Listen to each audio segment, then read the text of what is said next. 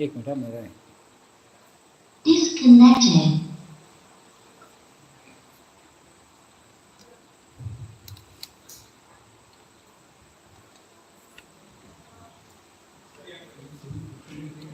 ये आपको दिक्कत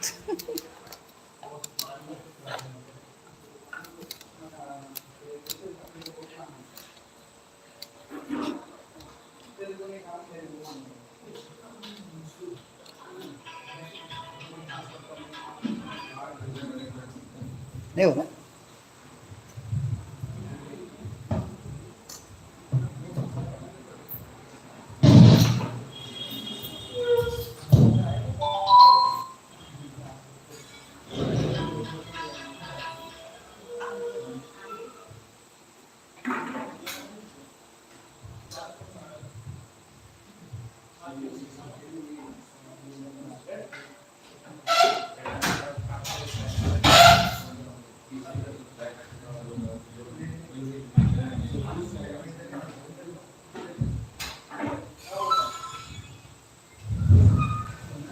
Connected.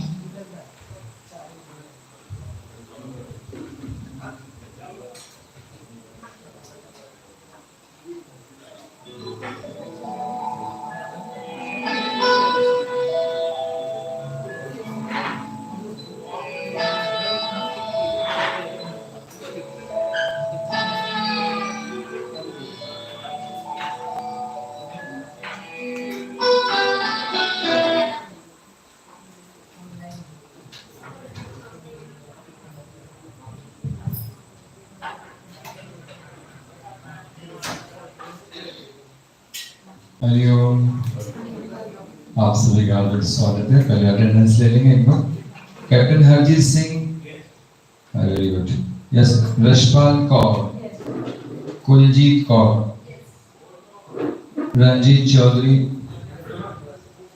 अनुष्का चौधरी, मुकुंद राज दिलीप, स्वाति मुकुंद, आयु मुकुंद, हाँ अच्छा, वेरी गुड। जयश्री अनिल, अब्दाओ रेखा सुधाकर विषय। एसी चलो, एसी कुछ है चलो। अमित एलानी, ओके। नैना रोड़ा, अनिल कुमार अग्रवाल, धनंजय पाठक, पूनम गुरनानी, यस ओके। वर्षा अरसोले, ओके। एडवोकेट अंजुम शेख, नेहा गाड़े, ओके। अनुराग इसका। प्रतिमा मिस्त्री, प्रतिमा रिपीटर है, रिपीटर है। गीता राय योगी, रिपीटर फर्स्ट है। Two repeaters Anurag and Pratima and 20 new. Okay.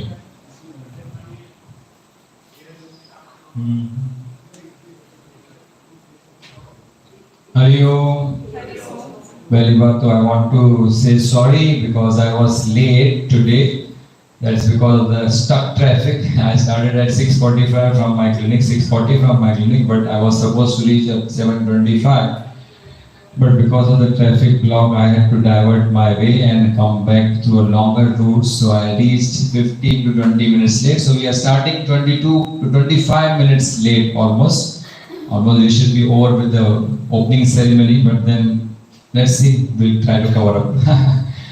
So see, basically this वर्ग जो है, ये जो वर्ग है, इसमें हिंदी तो होगा, but I'll be speaking more in English also. I hope you are comfortable. Everybody is comfortable with English. In between, I'll be speaking in Hindi and English because one of our guests has come from Africa. Abdao, clap for him. And so he is going to attend this class, very difficult class to attend for an African person who doesn't know Hindi at all. But he knows somewhat he knows English. So I'll be speaking in English in between, okay? So, Hari Om.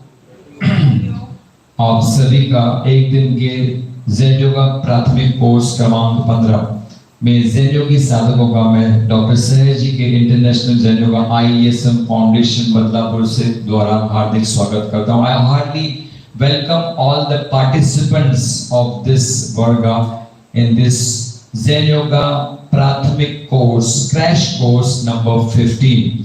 अगले एक दिन के सफर में doctor Sahaj जी द्वारा लिखी गई Zen yoga पुस्तक जिसका नाम है zen yoga. Now this is a book which is written by Dr. Sahaj ji. The author of the book is Dr. P.J. Sahaj, who has written this book named Zen Yoga. And the same book has been translated in Hindi. And the name of that book is Ashtanga Yoga, as well as it has been translated in Marathi, and the name is same, Ashtanga Yoga. So this book, we are going to cover the part 1 of this book. ये जो किताब है उसका पहला भाग हम यहाँ पे इस कोर्स में 24 hours में we are going to cover the part 1 of the book of called as Zen Yoga or the Ashtanga Yoga. Now this we have to cover this in 24 hours.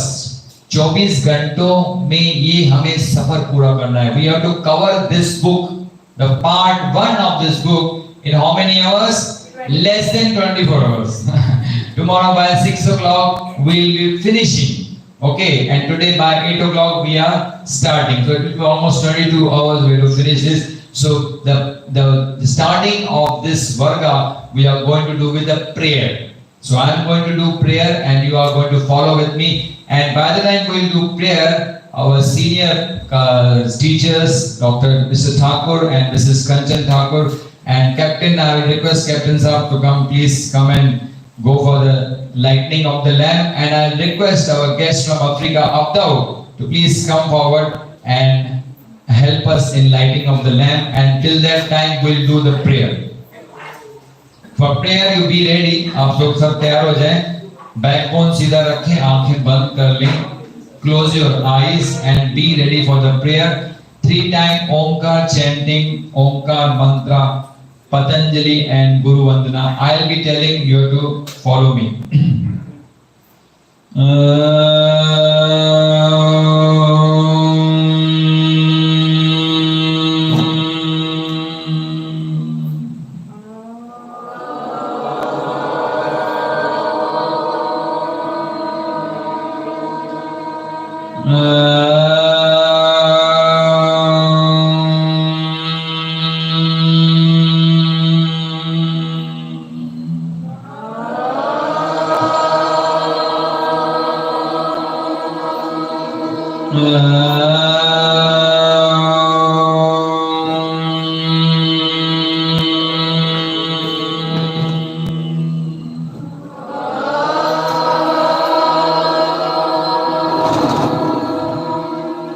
ओंकारं बिंदु संयुक्तम्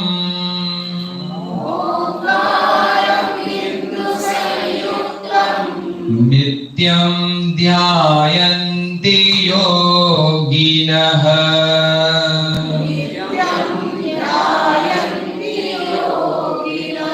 कामदं मोक्षदं चैव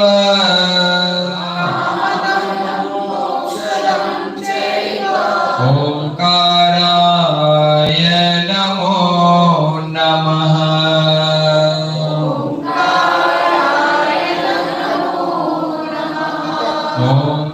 ओंकाराय नमो नमः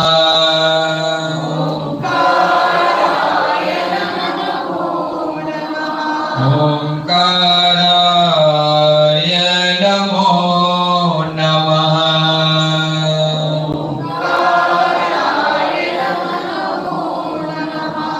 योगेन चित्तस्य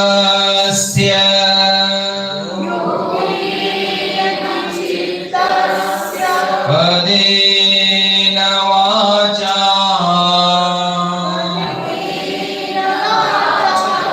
मनो शरीरस्य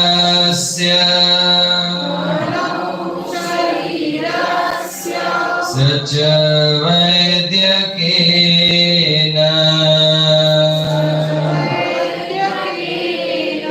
योपाकरोतं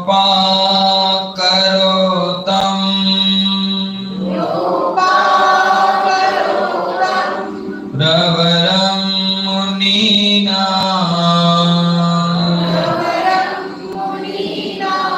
पतञ्जलिं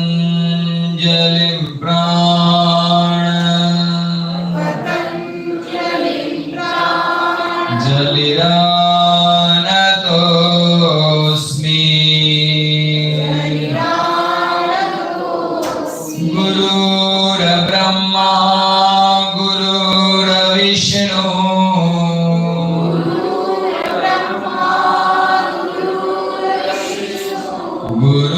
गुरुर्देवो महेश्वरः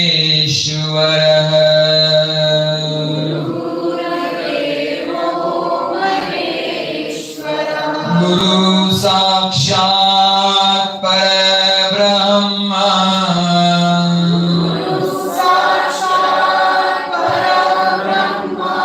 तस्मै श्री गुरवे नमः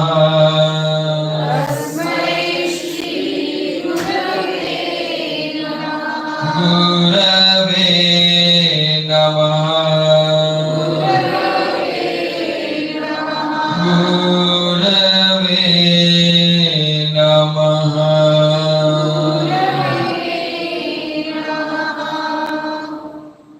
सब open your eyes and relax.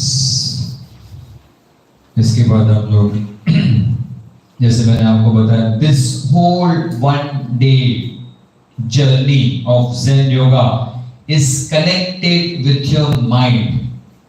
किससे संबंधित है? आपके मन से संबंधित है। तो एक मन के संबंधित गीत, one song related to your mind, I am going to sing here and you can also participate and we'll enjoy this song। थोड़ा मन दर्पण कहलाए।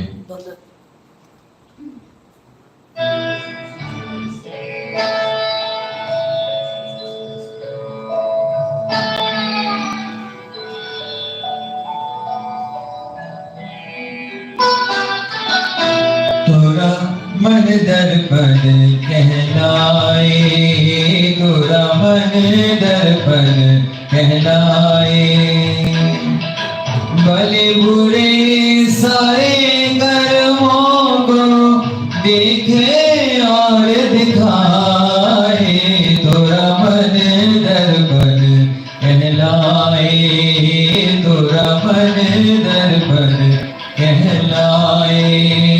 प्रभे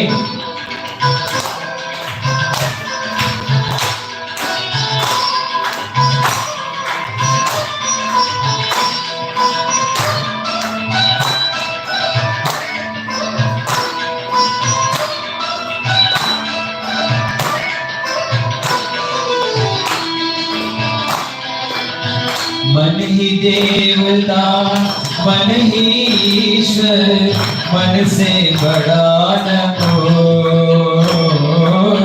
मन ही देवता मन ही ईश्वर, मन से बड़ा न कोई। मन उजियारा जब जब फैले, जग उजियारा हो। इस उजले दर्पण पर प्राणी, इस उजले दर्पण पर प्राणी धूल न जमने पाए, तोरा मन दर्पण कहलाए, तोरा मन दर्पण कहलाए। भले बुरे सारे कर्मों को देखे और दिखाए, तोरा मन दर्पण कहलाए, तोरा मन दर्पण कहलाए।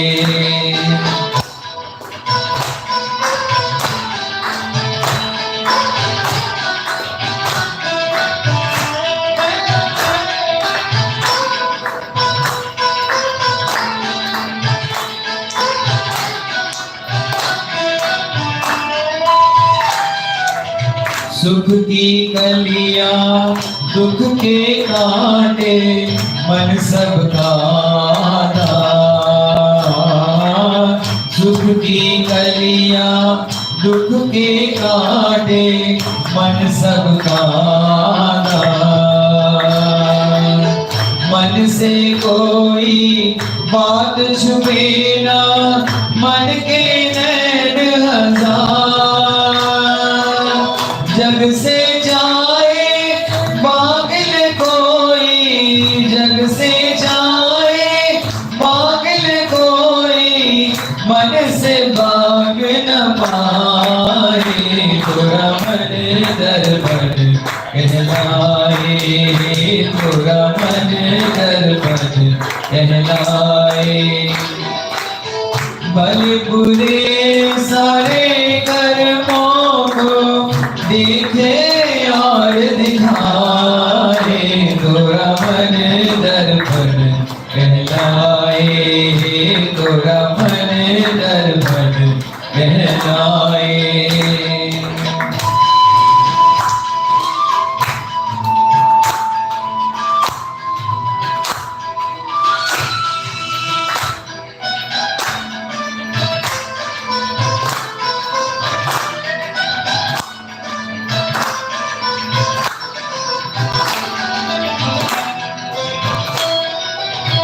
तन की दौलत डलती छाया मन का दल अनमोल। तन की दौलत डलती छाया मन का दल अनमोल। तन के कारण मन के धन को मत बाटी में रो। मन की कदर बुलाने वाला, मन की कदर बुलाने वाला हीरा जन्म गवाए। तोरा मन दर्पण कहलाए, तोरा मन दर्पण कहलाए। भले बुरे सारे कर्मों को देखे और दिखाए। तोरा मन दर्पण कहलाए, तोरा मन दर्पण कहलाए।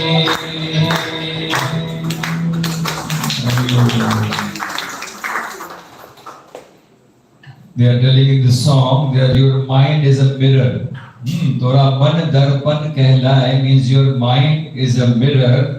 And भले बुरे सारे कर्मों को, all the good karmas and bad karmas जो हम करते हैं, what we do, देखे और दिखाए। यानी that mind is seeing also what karmas you are doing. It is visible to your mind, and not only it is seeing, it is also showing you also. But we are not ready to see it. But the song doesn't start with this like this, okay? The song, the beginning of the song is not like this. Tora man darpan kehlai. The beginning song is quite different. The song starts with a question. The song starts with a question. प्राणी अपने प्रभु से पूछे. प्राणी यानी human being is asking God. Human being is asking God a question. किस विधि पाऊं तो है?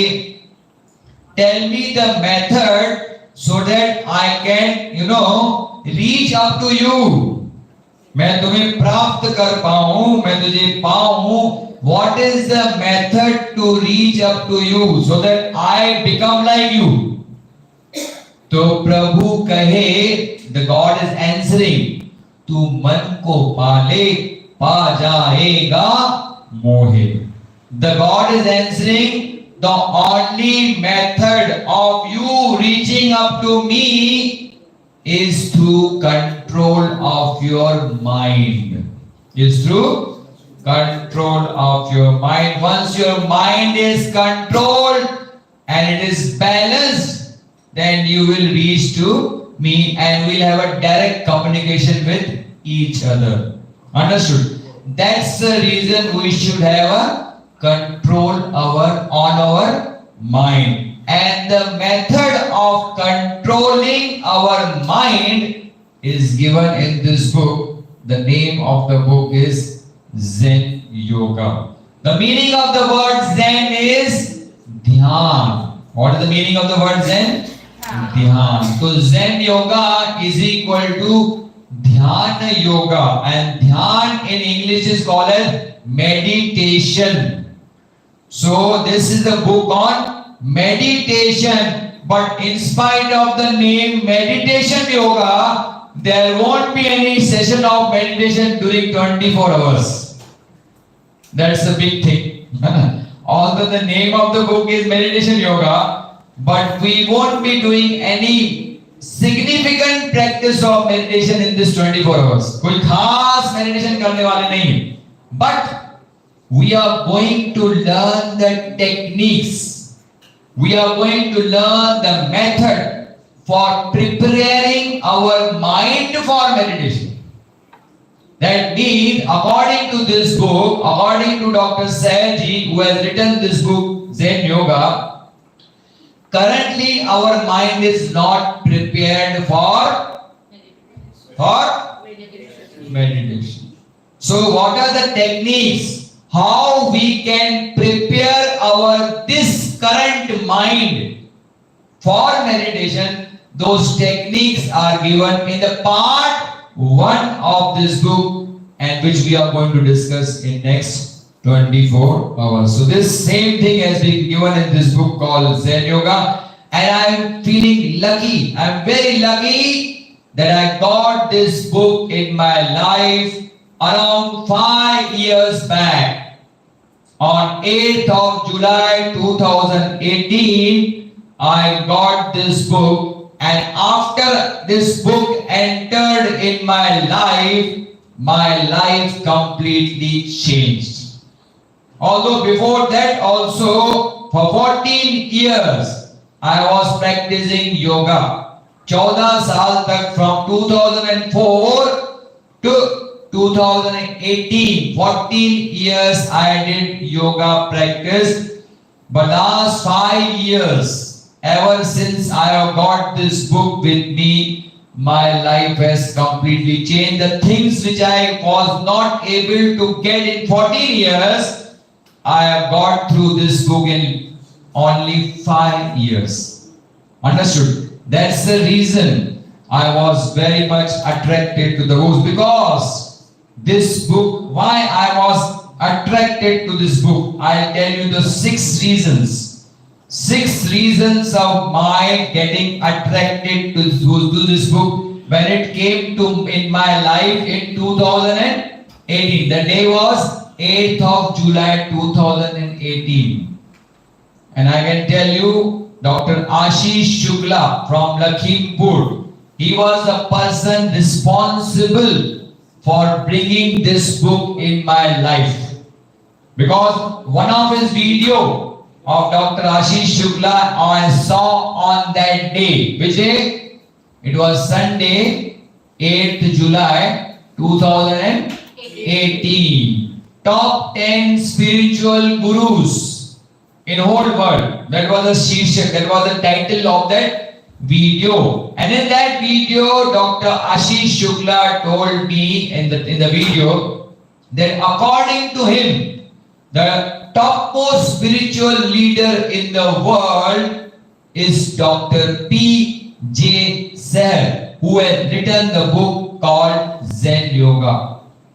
He told the list of 10 people, top 10 spiritual gurus, out of which 9 spiritual gurus I was knowing. But the 10th one, which was at the top, I was not aware about that spiritual guru. So I thought, if he is rating it as number 1, there should be something in this book. So immediately I ordered that book and joined the basic course of Zen Yoga, basic course with Dr. Ashish Shukla. So we can clap for Dr. Ashish Shukla. Because of him only, I got this book in my life, and that book changed my life. But then, you do get lot of books in your life, but you are never attracted to the book like this. I was attracted. The reason, I'll tell you why. First of all the reason was I was a doctor. I am a doctor. Okay, so I am a doctor, so I have got the basic knowledge about medicine and mind. Okay, first thing. And secondly, I was a regular practitioner of yoga. So I was introduced to Patanjali Yoga by my guru, Adaraniya Vishwas Mandlik Guruji of Nasik. You can clap for him also. So since 14 years, I was knowing about Patanjali and Patanjali Yoga Sutras. So this was the base, understood? So now I'll tell you why I was attracted to the book. First thing is, this book is based on Patanjali Yoga Sutras. Patanjali was an ancient sage who came in this world around 2500 years back. ईस्वी सन पूर्व 500 या 400 कह सकते हैं हम उसको. That means 400 to 500 BC. 200. You can call it 200. Some people call 400. Some people call 500. Forget about it. We don't have to go into depth of it. But it is important that he came after Buddha. That's for sure. He came after Buddha, and Buddha came around 2550 years back. Understood? Yeah. Around that time he came. So after that he came. So he has written Patanjali Yoga Sutras. 196 sutras means lines. He has written that book, and all yoga what we do practice in our organization was based on Patanjali Yoga Sutras. So once I came to know this book is also based on Patanjali Sutra, I said this book is for me. Because already I had read Patanjali. I was knowing few things about Patanjali Yoga. So that was the first reason I was attracted to the book. Second reason, the मन की गहराई से व्याख्या. यानी this book, the way it has described the mind in depth, I had never come across that description in any of the previous literature which I had studied. Understood? So जो मन की गहराई से व्याख्या, the depth in which the mind has been described in this book was never told by any yoga teacher till that date to me. So that was the second reason I was attracted to the book. And the third reason was, why क्यों लोग योग सीखने के बाद अभ्यास नहीं करते? Why do people learn yoga? Although people learn yoga but they don't practice yoga, I was not knowing the answer for that. Because personally I had trained 250 yoga teachers under my leadership. And there were 250 yoga teachers working in the field of yoga, but hardly few people were doing regular yoga practice. But I was not coming to know the answer why, in spite of so detailed studies of yoga, why are not people practicing yoga in their daily routine? So I was surprised. I was not coming to know the answer. But this book gave me that answer. Why people don't do yoga practice regularly? क्यों हमारे संकल्प विफल हो जाते हैं? Why our resolutions fail? Understood? Resolution, you know? Resolution संकल्प करते हैं हम लोग. कौन सा संकल्प करते हैं? New Year resolutions, birthday resolutions, and what not we'll do. We do resolution. Now after who has come from Africa, he'll do. I am resolving that after going to Africa, I am doing regular yoga practice. But all resolutions will fail. All resolutions fail, and we are not able to achieve our targets, or whatever thing we decide, we are not able to follow in our life. Why? That reason I came to know from this book. क्यों हम ध्यान का अभ्यास नहीं कर पाते? Why we are not able to do meditation? You close your eyes and try to sit in meditation posture, and now you are with eyes open and listening to me. The number of thoughts in your mind are less. But once you close your eyes and start doing meditation, more and more thoughts will come in your mind. So we are not able to concentrate on one topic. See, meditation means what? Concentrating on one subject. One pointedness. Patanjali has given tatra padya ekatanata dhyanam. That means one pointedness. Whichever subject you take and you are trying to concentrate on that subject, only thoughts related to that subject should come in your mind and not irrelevant thoughts. But once we close our eyes and try to concentrate, all sorts of thoughts are going to come in our mind. So we are not able to practice meditation. So why? In 14 years of my yoga practice, I did asana, I did practice of pranayama, but whenever I used to start doing practice of meditation, I was always a failure. So I used to curse myself. What is the use of 14 years of practice and still I am not able to do meditation? But I was not knowing the answer. Why I was not able to do meditation? But this book gave me this clear answer. And that you will get today itself. In the first lecture itself, you will come to know why you are not able to do meditation in your life in spite of all matha khodi.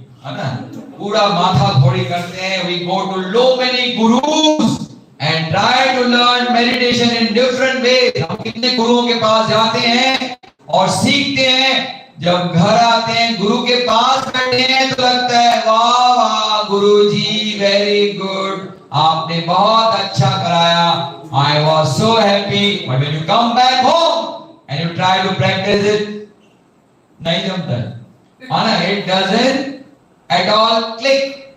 So what was the reason? You will come to know today. And then last question was, मन को ध्यान करने लायक बनाने का formula है क्या? Is there any practical formula to train your mind for meditation so that it should become ready for meditation? So there is a formula, and this book clearly gives the formula of how to make your mind ready for meditation. That's the reason that formula we are going to discuss. But practice of meditation, no, because our mind is not yet ready. So why should we waste time? When our mind will become ready for meditation, we'll automatically go into meditation.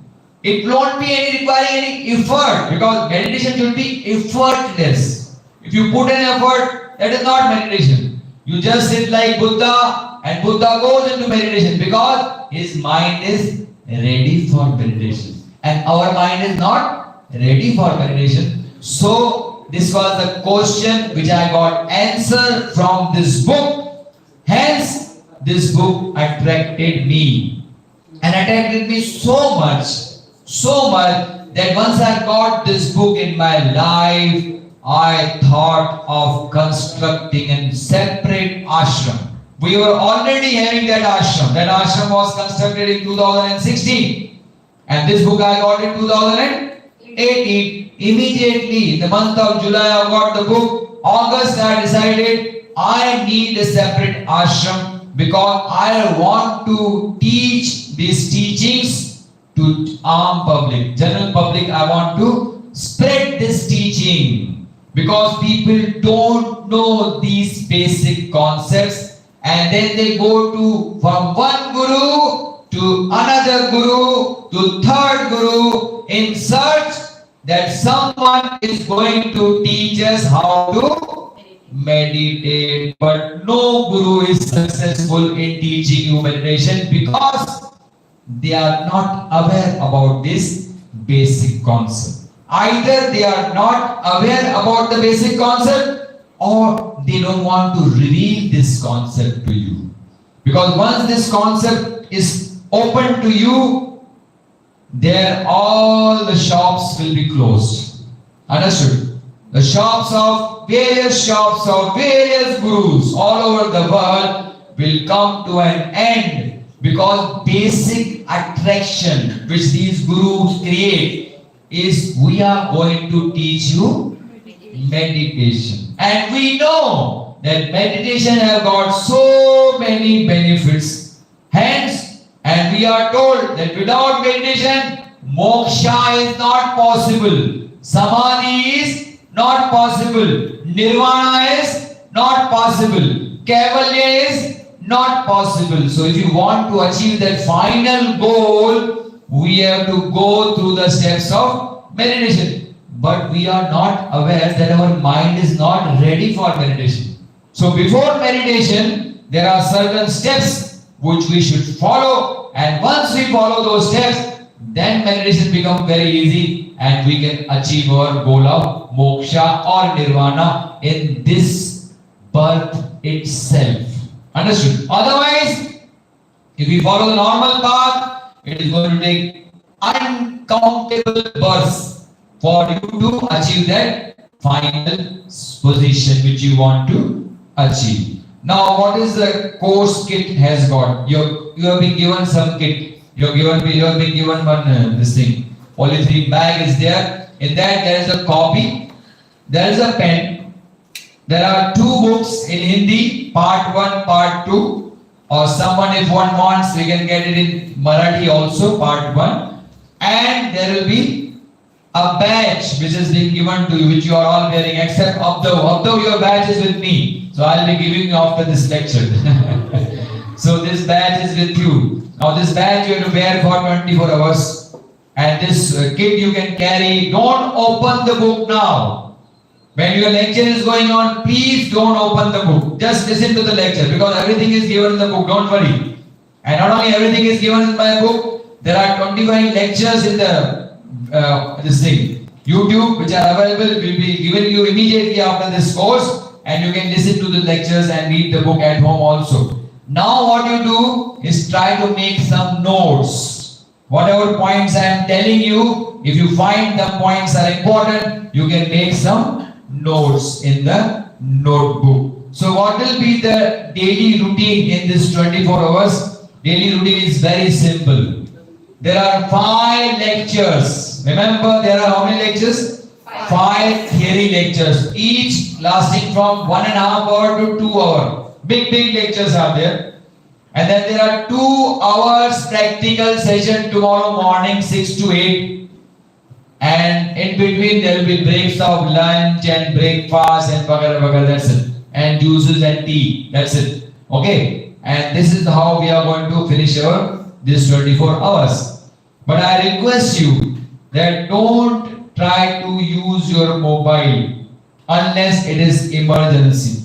And whenever you come to this hall, please see to it that it is kept in a silent mode or it is switched off. Okay, so that nobody else gets disturbed during the lecture and during the practical session also.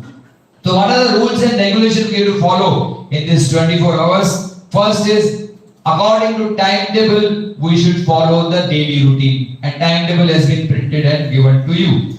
All 5 lectures and 1 practical session of 2 hours, you have to compulsory attend it. Khane and sone ke samay ka sakti se palan. You should try to strictly follow the rules of sleeping and eating. Eating time, whatever time is given to you, half an hour, 15 minutes, try to eat in that time. And sleeping time, night, you will be given time from 10:30 at night to morning 5 o'clock. You can sleep. And 5 o'clock, you will have to wake up because 6 o'clock we have got a practical session. And before that, you have to be ready for the practical session, because later on you will not find time to take bath and all those things. So you have to finish all those things in that 1 hour period. Mobile phone, as I told you, has to be used in emergency, otherwise you have to keep it in the switch off mode. And during eating, try to see that you observe silence. Don't speak to each other. ज़्यादा एक दूसरे से बात न करें, मौन का अभ्यास करें. And खाने के बाद, after eating, you can wash your utensil yourself as you did now in the evening. And see to it that this 24 hours, whatever room has been allotted to you is your, समझो it's your house, है ना? And how you save electricity and water in your house, same thing you have to save electricity and water here also. Don't try to make unnecessary use of electricity or water. And lastly, you cannot leave this course in halfway. You don't tell me tomorrow morning I am leaving, I don't want to attend. Once you started attending this course, you have to finish off tomorrow evening and then go back. Okay, these are the few rules you have to follow. And the last and the most important rule is which Lord Buddha used to tell their all the bhikshus when they used to come for bhiksha, or when they used to come for diksha. They used to come for diksha. Lord Buddha used to tell them one thing. What they used to tell him? Ke empty your boat. What do you tell? Empty your boat. What is the meaning of empty your boat? अपने mind को खाली करो, है ना? Empty your boat means empty your mind. Whatever you have learned till this time in your life from various gurus, they will be good things you have learned. But now, for 24 hours, keep them aside. Don't try to compare with this knowledge, the old knowledge which you have got. You can compare once you go back home. And if you feel that this knowledge is rubbish, you just discard it.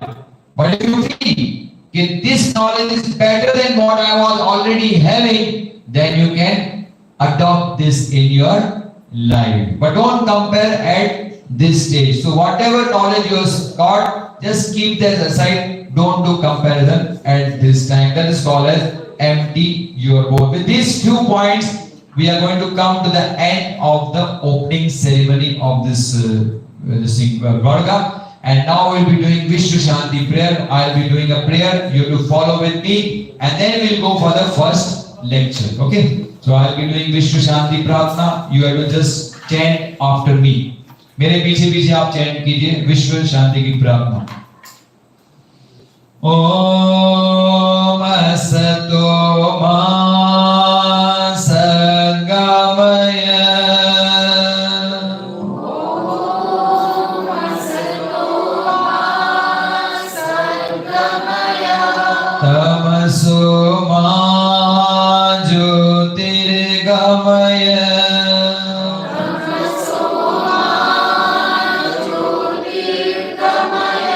मृत्योर्मामृतं गमय.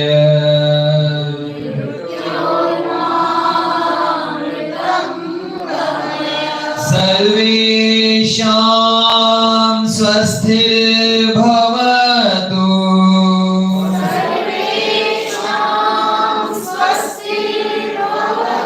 सर्वेषां शान्तिर्भवतु.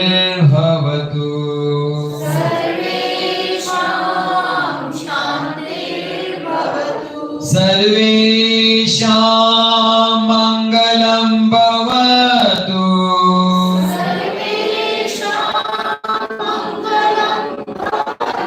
सर्वेषां पूर्णं भवतु.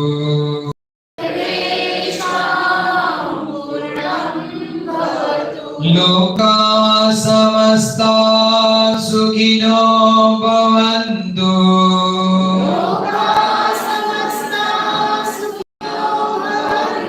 लोकाः समस्ताः सुखिनो भवन्तु.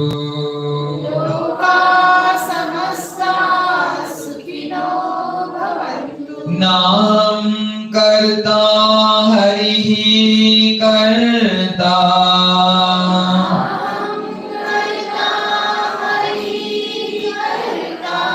हरि करता हि केवलम्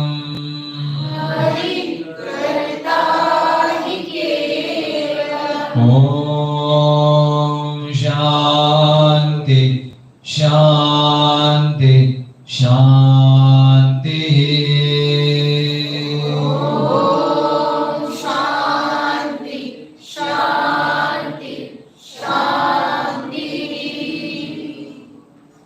So Dear Swami, open your eyes and just Hari Om. Now we'll go for the first lecture. We'll go to the first lecture and we'll start the journey of book 1 of Zen Yoga, written by Dr. P.J. Sir. Part 1 we're going to start. See, any book when you read, normally we have got a tendency to read the book from chapter 1. Or if at all, we normally read introduction, if at all, sometimes. But before introduction also there are few points which we normally skip. Normally we don't go through those things. But in this book, we are going to start from the starting. And the starting of the book is with dedication, called as Samarpan or dedication. Whenever any author writes a book, he dedicates that book to someone else. So here what Dr. said is to whom he is dedicating. It is going to be given in this few lines.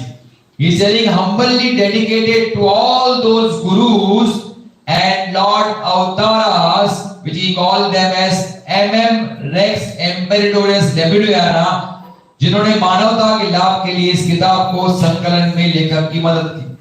Now Dr. Sarji is telling that I am dedicating this book to all the past gurus, and not only past gurus but the future gurus also. Future gurus called as Avtaras, which are going to come in future, and which is naming a special name. What name is giving? Lord M. Rex Imperatorius Levidiana. This is the name of the future Avtara or future guru who is going to come, who will not come yet. But he is dedicating this book to all the past gurus and future Avtaras, those who have helped Dr. Sarji to write this book. This book has been written by Dr. Sarji, but he has been helped by some gurus. So he wants to dedicate this book to those gurus, those who have helped him to compile this book.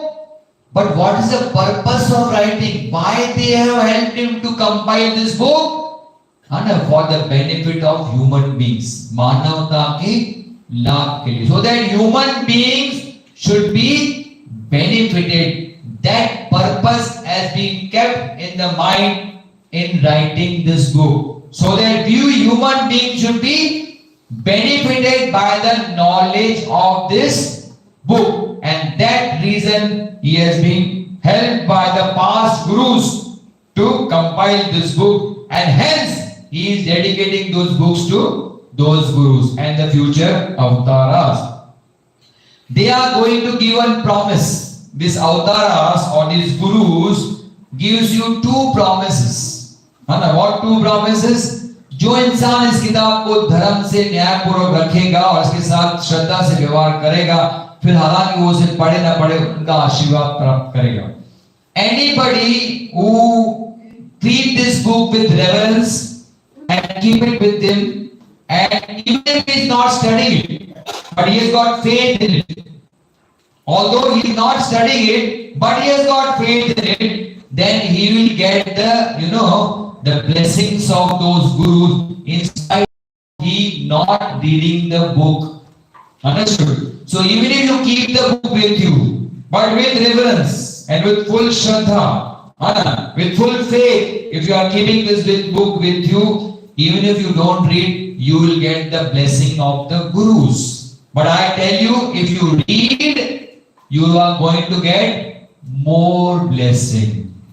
And if you read this book and try to follow the principles given in this book, you are still going to get more blessings of the gurus. And if you read, and if you try to follow in your life, and if you try to teach these teachings to other people, then you will get more and more and more blessings, as I am getting the blessing of this book.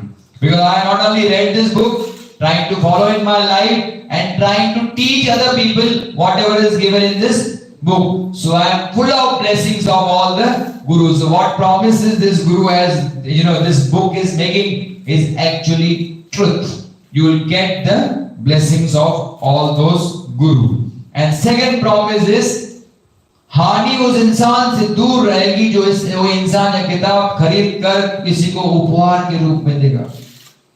The person who buys this book and gives this book as a gift to another person, that person will be free from any type of, what you call it, हानि हो गया बोलते हैं? Loss. No loss. Always profit and profit, no loss. No loss will happen in your life if you purchase the book with your money and give it as a gift to other people. This is the promise which is given by this author of this book, and those gurus are giving you this promise. This is what is given in the dedication of this book. Understood? So this book is dedicated to what? All the avatars and future gurus and past gurus. And they give you two promises. One is that those who keep it with reverence and with all faith, even if he doesn't read, he will get the blessing of the gurus. And those who purchase the book and give it to other people as a gift, their losses will be always completely come to halt. So these are the things which are given in the dedication. Now we go ahead and we go for the foreword. Now foreword is the thing which is called as prakathan. It is written by some other person who is expert in the field of yoga. So that other person, the name of the other person is what? James McCartney is a person who has written the foreword of this book. Very nicely he has written. He has read the book and he is trying to tell you the experience what he got from this book and what is he has written in this prakathan, or what is called as foreword. He is telling Dr. Sayarji is given in this book. Nobody else has given the definition of yoga or the description of yoga in the way Dr. Sayarji has written in this book. And I endorse that, because so many books of yoga on Patanjali yoga, but never I came across the book who has described properly the Patanjali yoga in the way Dr. Sayarji has described in this book. And the base of the book is Patanjali Yoga Sutras ki Pandulupi. This small booklet is the base of this book. Remember, this is a small booklet. This is nothing else but 196 sutras of Patanjali.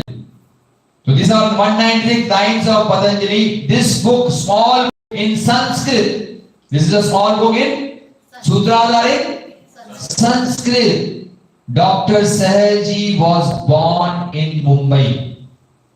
He, did his basic degree in Mumbai, and then he went for law, and then he became a PhD and all those things. We went to London, and he acquired all the degrees in London. And then after from London, he got settled in Germany. Dr. Sayarji got settled in Germany. But when he came from Germany to India, someone gifted him this small book, which is called what? Patanjali Yoga Sutra. 196 sutras given in this book. And based on these sutras, or this small booklet in Sanskrit, he wrote this book, which is called as ZenYoga. So this book is based on what? Small booklet of Patanjali Yoga Sutra. Doctor Sayyed ji ने उसे गहराई से अध्ययन किया, फिर उसे पश्चिमी लोगों की जरूरतों में और उनके दिमागों को पढ़ने इस प्रकार से प्रस्तुत किया. He went into the depth of this book.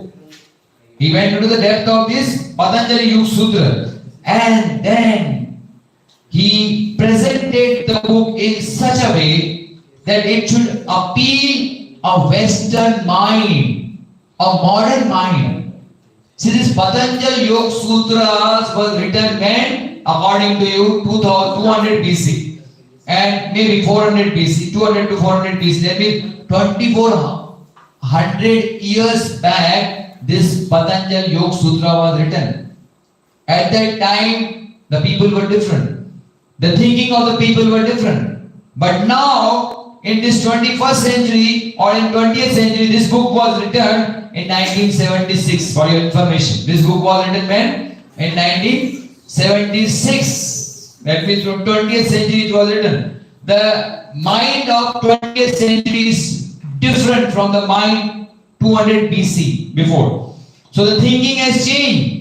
Now that knowledge which was given 2200 years back should appeal the modern mind. So it has to be presented in that manner. So that's what Dr. Sayalji did. He, modified this sutra in such a way and presented in such a way that a modern mind also should get appealed by the knowledge which is given in this book. Understood? That's what he presented. Then what is telling James McGardry? आसन प्राणायाम पर अनेक पुस्तकें लिखी गई हैं, लेकिन sir जी ने उसे अलग ढंग से प्रस्तुत किया है. Remember, this book is based on what? Patanjali Yoga Sutra. And the famous, path which Patanjali gave in Yoga Sutra, remember that is called as Ashtanga Yoga path. Understood? What is that? Ashtanga Yoga path was given by Patanjali for the path of your liberation. If you want to get liberated from this world, then you have to follow one path, and that path name is Ashtanga Yoga. Ashtanga means there are 8 steps. There are 8 steps. And what are the 8 steps in Ashtanga Yoga? Can anybody tell me? Yama, Niyam. There are 8 steps. Abdo, in Ashtanga Yoga, there are 8 steps. Yama, Niyam, Asan, Pranayam, Pratyahar, Dharana, Dhyan, and Samadhi. Out of which the most famous steps are 3. Most famous steps are 3. Which are those most famous steps? Asan, Pranayam, Dhyan. Asan, Pranayam, यानी 8 टप्पे तो हैं, लेकिन famous कौन से हैं? Which everybody tries to practice, but in the wrong way. And that is Asan, Pranayam, and Dhyan. So that's what McCartney Sahab is telling, that Asan Pranayam you will find so many books. But the way Dr. Sayalji has presented those Asan Pranayam, the description of Asan and description of Pranayam, which Dr. Sayalji has given in this book, nobody else has given in that manner. And which I will be telling you. Not only I will be telling you what is asana, how to actually do asana according to Patanjali, that I will be teaching you in the morning practical session 2. He has told how the brain and your mind work together. ये कह रहे हैं how your brain and mind work together, and there are certain parts of your mind which are connected with your brain. Understood? So basically you should know one thing, that our mind is different and our brain is different. But there are certain parts of your mind which are connected with what? With your brain. And it is very difficult to control mind. Do you agree? Yes. It is very difficult to control mind. But the part of mind which is connected to your brain, we can control that, because you can control your brain. Understood? So you are trying to control your brain, but indirectly what you are doing? You are controlling your mind, because certain parts of your mind are connected with what? You are understanding? Are you with me? Yes. Understood? So you should know these things, that mind is separate, brain is separate, but there is a relation. There are certain parts of mind which are connected to your brain, and if we control your brain, then we can have control on that part of your mind. And with this, once you try to control that part of brain which is connected to the mind, we can start doing self-analysis. What we can do? Self-analysis. And I tell you that the final goal of your birth is self-realization, which is called as Atma Sakshatkar. Self-realization. Self-realization is Atma realization, yani Atma Anubhav. Anubhav of your soul, which is called as self-realization. But the first step towards self-realization is self-analysis. Is what? Self-analysis. So, once you know the relation of your mind with brain, and then you try to control that part of your brain which is connected to your mind, you can start doing what? You can start doing self-analysis, and that's the first step towards self-realization. Understood? So this was the thing which is very important to know.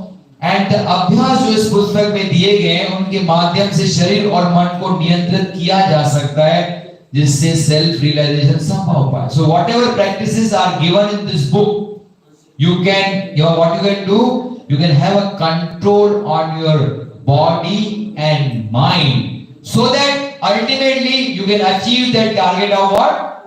Self-realization. You can achieve the target of what? Self-realization. But in achieving that target of self-realization, it may take so many years or so many births. So you will tell me, what is the purpose of achieving self-realization? When it is going to be achieved, when I don't know which birth I am going to achieve self-realization. So why should I practice self-analysis? When you are telling me that it is going to take so many births or years to achieve self-realization, the final goal, then why should we start with the first step? And the first step is what? Self-analysis. But Dr. Sahaji or James McCurtain is always telling you, don't worry. You take your first step. Because even if you take the first step, you are going to get the 3 practical, benefits of that first step itself. Forget about the last step. Last step you may not be able to achieve in this birth. But if you take first step, and the first step is what? Self-analysis. Then you are going to get the 3 benefits, 3 practical benefits, which everybody wants. Everybody of you wants these 3 benefits. And those 3 benefits are the swasthya, the samanjasya, and shanti. That means physical health. Swasthya means what? Physical health. Once you start doing self-analysis of your brain and mind, you are going to achieve the best possible physical health. The first benefit. Second is samanjasya, balance of your mind.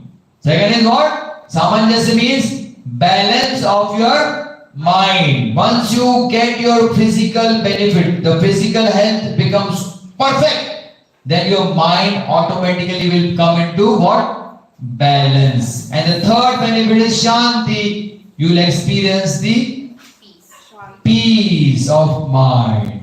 So you get 3 benefits of those. Once you start self-analyzing what is going on inside my mind, you try to read that thing, you are going to get 3 benefits. The physical health, perfect. Then balance of mind. And the third one is what? Peace of mind, which everybody of us need. We need physical health, we need balance of mind, and we need peace of mind. So even after taking the first step, towards the final goal. Final goal is what? Self-realization. Self-realization. But towards that self-realization final goal, once you start with self-analysis, you are going to get these three benefits which everybody needs. Those who are old practitioners of yoga, what they are going to get benefit from this book? They are going to enter the depth of yoga, as I did. I was an old practitioner of yoga. 14 years I did my yoga practice, and when I got this book, I was immediately able to go into the depth of yoga. This is old practitioners of yoga will get the benefit. But what about new people? Those who are absolutely new to this field of yoga. Those who are listening it for first time, and Mr. Abdou from West Africa, he has not listened anything about yoga. So what benefit he will get? This is the best introduction to yoga you are going to get. The benefit to new people are, this is going to be the ZenYoga is going to be the best introduction to yoga. And for old people, those who are already practitioners of yoga, they can go into the depth of yoga. So these are the benefits which you are going. Old people are also going, old practitioners are also going to get, new people are also going to be benefited by this book. What is the last line in this foreword? This किताब एक जीवन जीने की कला सिखाती है जिसमें ज्यादा जितना अध्ययन उतना ही शानदार पुरस्कार. This book teaches you true art of living. How you should live your life. What is the way of living of life? This book teaches you that. And more you study this book, and more and more benefits you are going to get from this book. Understood? So the thing is that you have to go into the depth of the book, try to study it in deep, and then try to get the benefits from this study. This is what is the aim of this book. And the best way, how can you live your life in the best possible way? True art of living. People label their courses name. We are teaching art of living. But actual true art of living, this is what is true art of living. To understand your mind. And once you understand your mind, you know the technique to control it, then your life, is smooth. It's running very smooth because your physical health will be best, your balance of mind will come, and your peace of mind you will be able to achieve. This is what is called as Prakathan, or the foreword, written by who? James McCartney. Now we go to the preface of this book called as Prastavana. In preface, Dr. Sahaji has written the preface of this book. He is telling, एक उस्ताद से मेरी भेंट जो Zen yoga में पारंगत है and जो ब्रह्मांड चेतना को प्राप्त हो चुके हैं. He is telling, Dr. Sahaji, who has written this book, is writing the first meeting. What happened during the first meeting of Dr. Sahaji with his guru? When he met his guru for the first time, what conversation they had is written in this called as preface. This preface, it's a 4-page in the original English book. It's a 4.5 page preface. It's a long preface with all difficult English written in it. But we are not going to study the full preface of this book. I am going to tell you the nutshell, the summary of the preface what is given. So Dr. Sahaji is telling, when I first met my guru, and his guru has got 2 specialties. What he has got? 2 specialties. First is that he is the expert of Zen Yoga. He is what? He is expert of Zen Yoga. That is the first specialty. That means whatever is given in this book, written by this book by Dr. Sahaji Zen Yoga, he was expert. His guru was expert. And under his guidance only, this book has been written. Under the guidance of what? His ustad, his guru, this book has been written. So you are expert in Zen Yoga. And second quality of that guru was that he was having Brahmandiya Chetna. That means he was having cosmic consciousness. What is called as cosmic consciousness? Remember, Chetana means consciousness. Consciousness means being aware. Consciousness means what? Being aware. And there are three types of consciousness. This is the basic you should know. What are the three types of consciousness? First is simple consciousness. This is called as Sadharan Chetana. Second is self-consciousness, which is called as Atma Chetana. And the third is cosmic consciousness, which is called as Brahmandiya Chetana. Understood? There are three types of awareness, which is called as consciousness.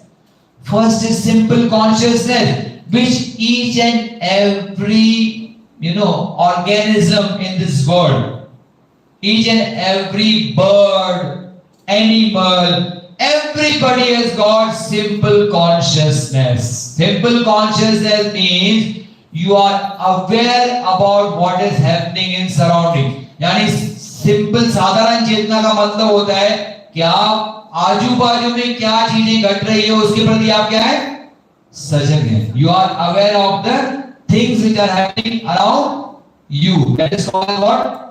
Simple consciousness. Who has got?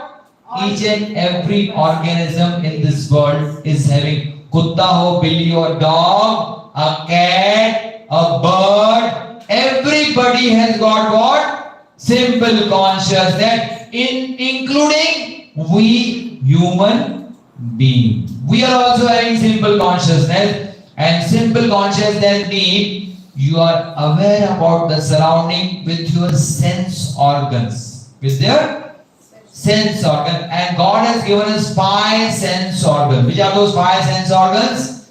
The eyes, the ears, the nose, and the tongue, and the skin.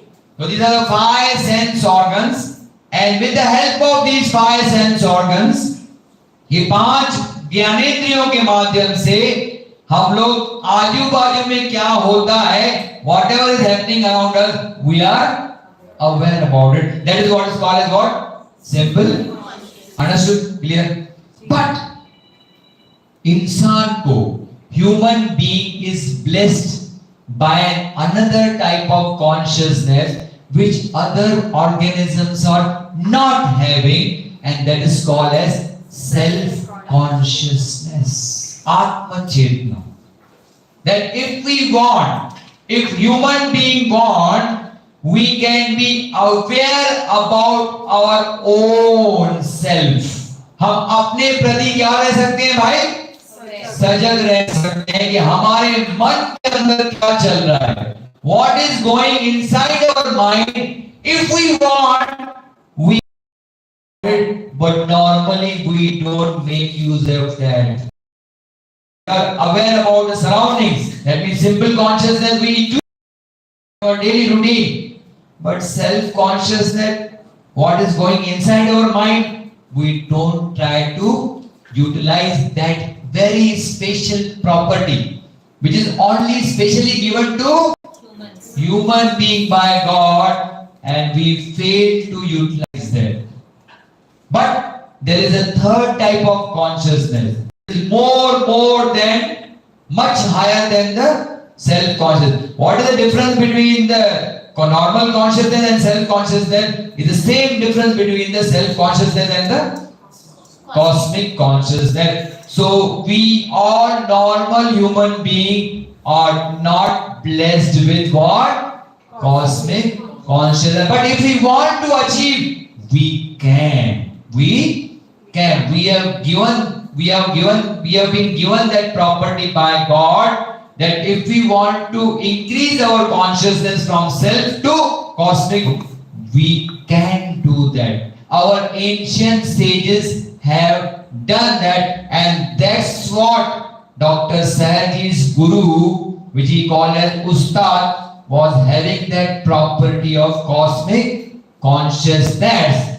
A person who has got the property of cosmic consciousness is not only aware about the surroundings. जो आजू बाजू में चीजें घट रही है उसके प्रति तो वो सजग है ही, but he is aware about his inside his mind, what is going on inside his mind, and not only that, he is aware about everything which is going on in this cosmos.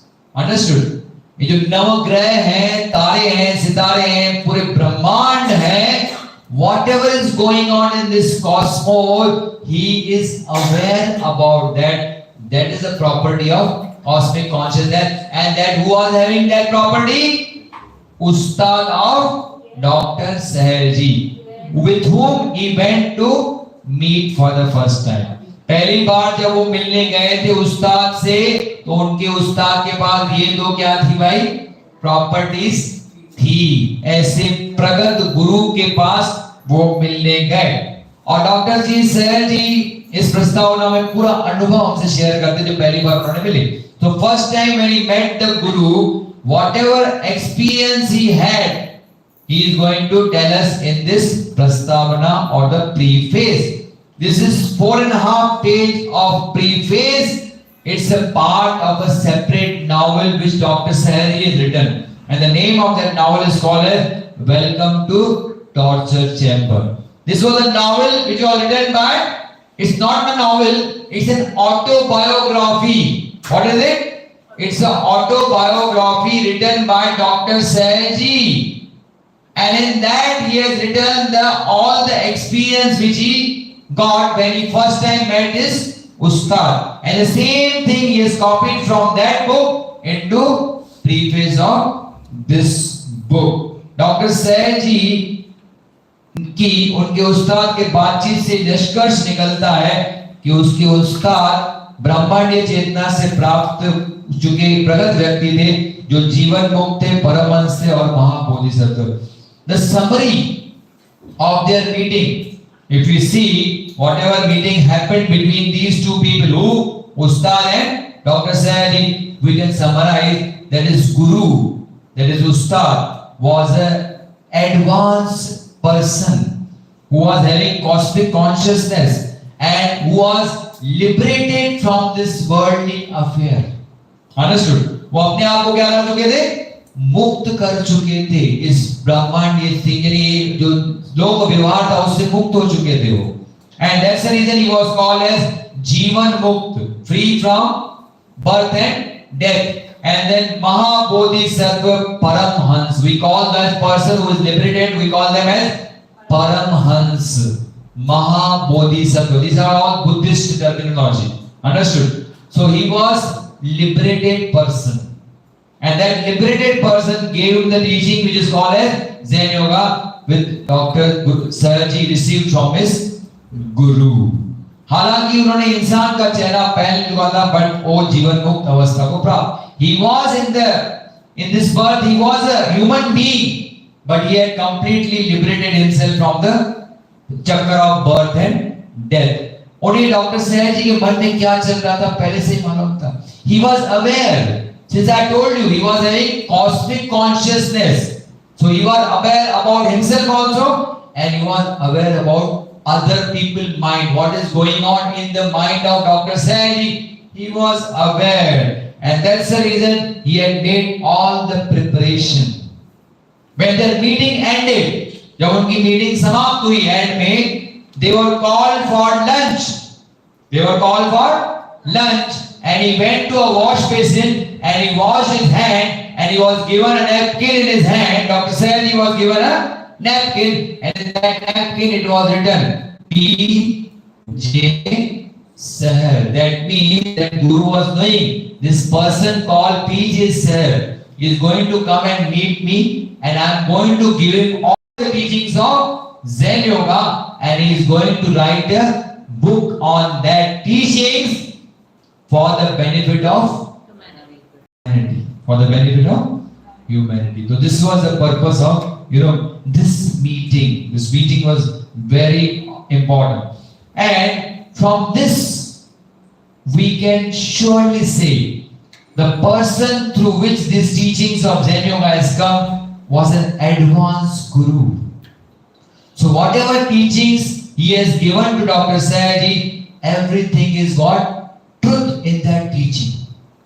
Everything is truth in their teaching. And also, since these teachings were based on what? Patanjali Yoga Sutra, we are rest assured, we become rest assured that whatever teaching is being told in this book is real fact, is real truth, and nothing false in those teachings have been given. So this is what is called as preface of this book. Now we go to the author's note. Understood? So we covered up what things? The dedication part, the foreword, and the preface we covered. Now we go to the author's note. In author's note, Dr. Sayaji will tell you what is the purpose of this book and how this book has been written. Dr. Sayaji is telling this book has been written in 2 parts. This book has been written in the 2 parts.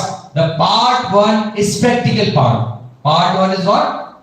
Practical part, which is written in the simple language which anybody can understand. And part 1, the 4 things have been made stressed upon. 4 चीजों पर ज्यादा ध्यान दिया गया है किसमें?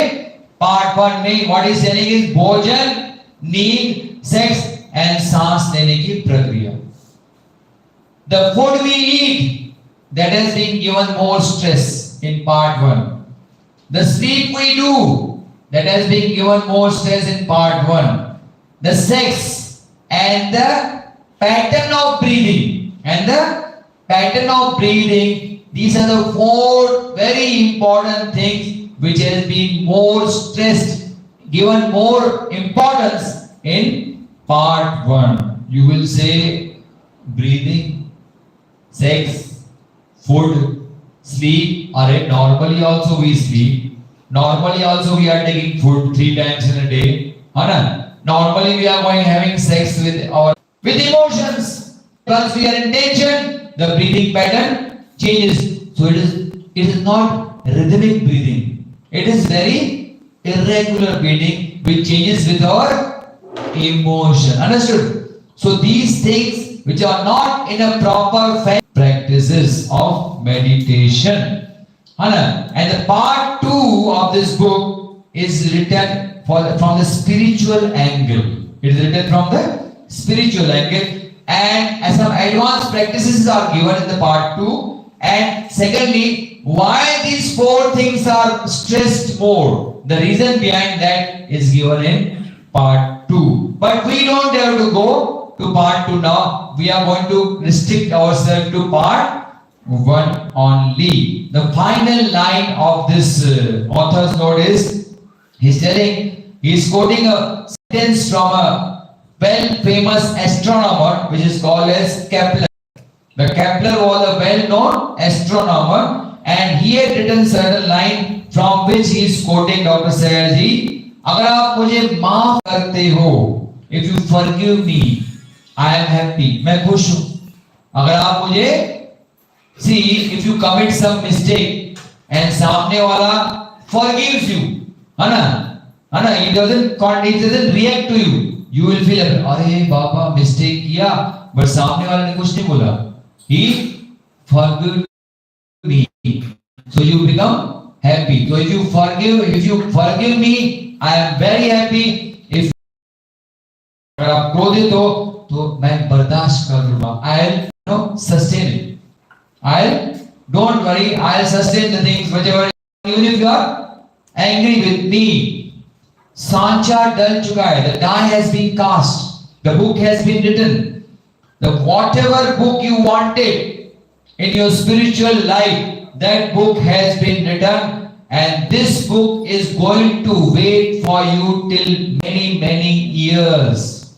As it is said in Christianity, that Lord created this world, but it took 6,000 years for the first man to appear in this world. Adam and Eve को कितना साल लगा था भाई?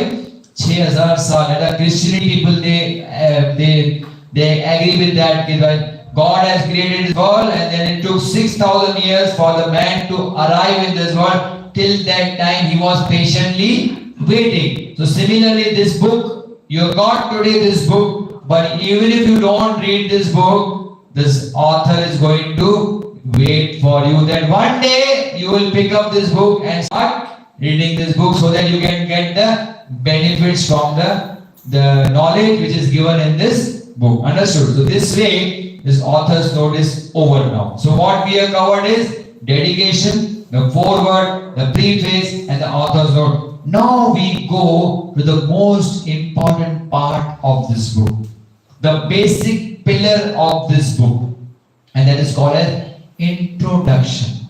Introduction of part 1 of this book. So the part 1 of this book, the basic, the title of the part 1 is व्यावहारिक जीवन में आध्यात्मिक ज्ञान का उपयोग. In your practical life, what is the usefulness of spiritual knowledge? कि आप जो नॉर्मल जिंदगी जीते हो उसमें कोई स्पिरिचुअल नॉलेज का फायदा तो होना चाहिए, नहीं तो स्पिरिचुअल नॉलेज का फायदा ही नहीं तो उसका फायदा क्या कि आप उसको पढ़ो. Understood? So what is the importance of spiritual knowledge in your practical life? That is the title of what? Part 1. The part 1, the title is the importance of spiritual knowledge in your practical life. That is the title of part 1. Now, but part 1 doesn't start with chapter 1. Part 1 doesn't start with chapter 1. It starts with introduction. So the title of introduction is आध्यात्मिक सफलता के नियम. What are the rules and regulations of आध्यात्मिक सफलता, spiritual success? If you want to succeed in spiritual life, if you want to achieve your goal of nirvana or more, then what are the rules and regulations you should follow so that you can achieve that final stage of self-realization? That is what is the title of introduction of this book. So we'll go for the definition of Zen Yoga. Zen Yoga means there are 2 words in Zen Yoga. First is Zen and second is Yoga. But Zen you should not, we should not be mislabeled as Jain. It is not Jain. Jain is a different dharma. Understood? Like Bauddha dharma, Hindu dharma. So it's a Jain dharma. So we should not say it as Jain yoga. It is not Jain yoga. It is what we call it? Zen. Zen yoga. And Zen is a word which has come from dhyana.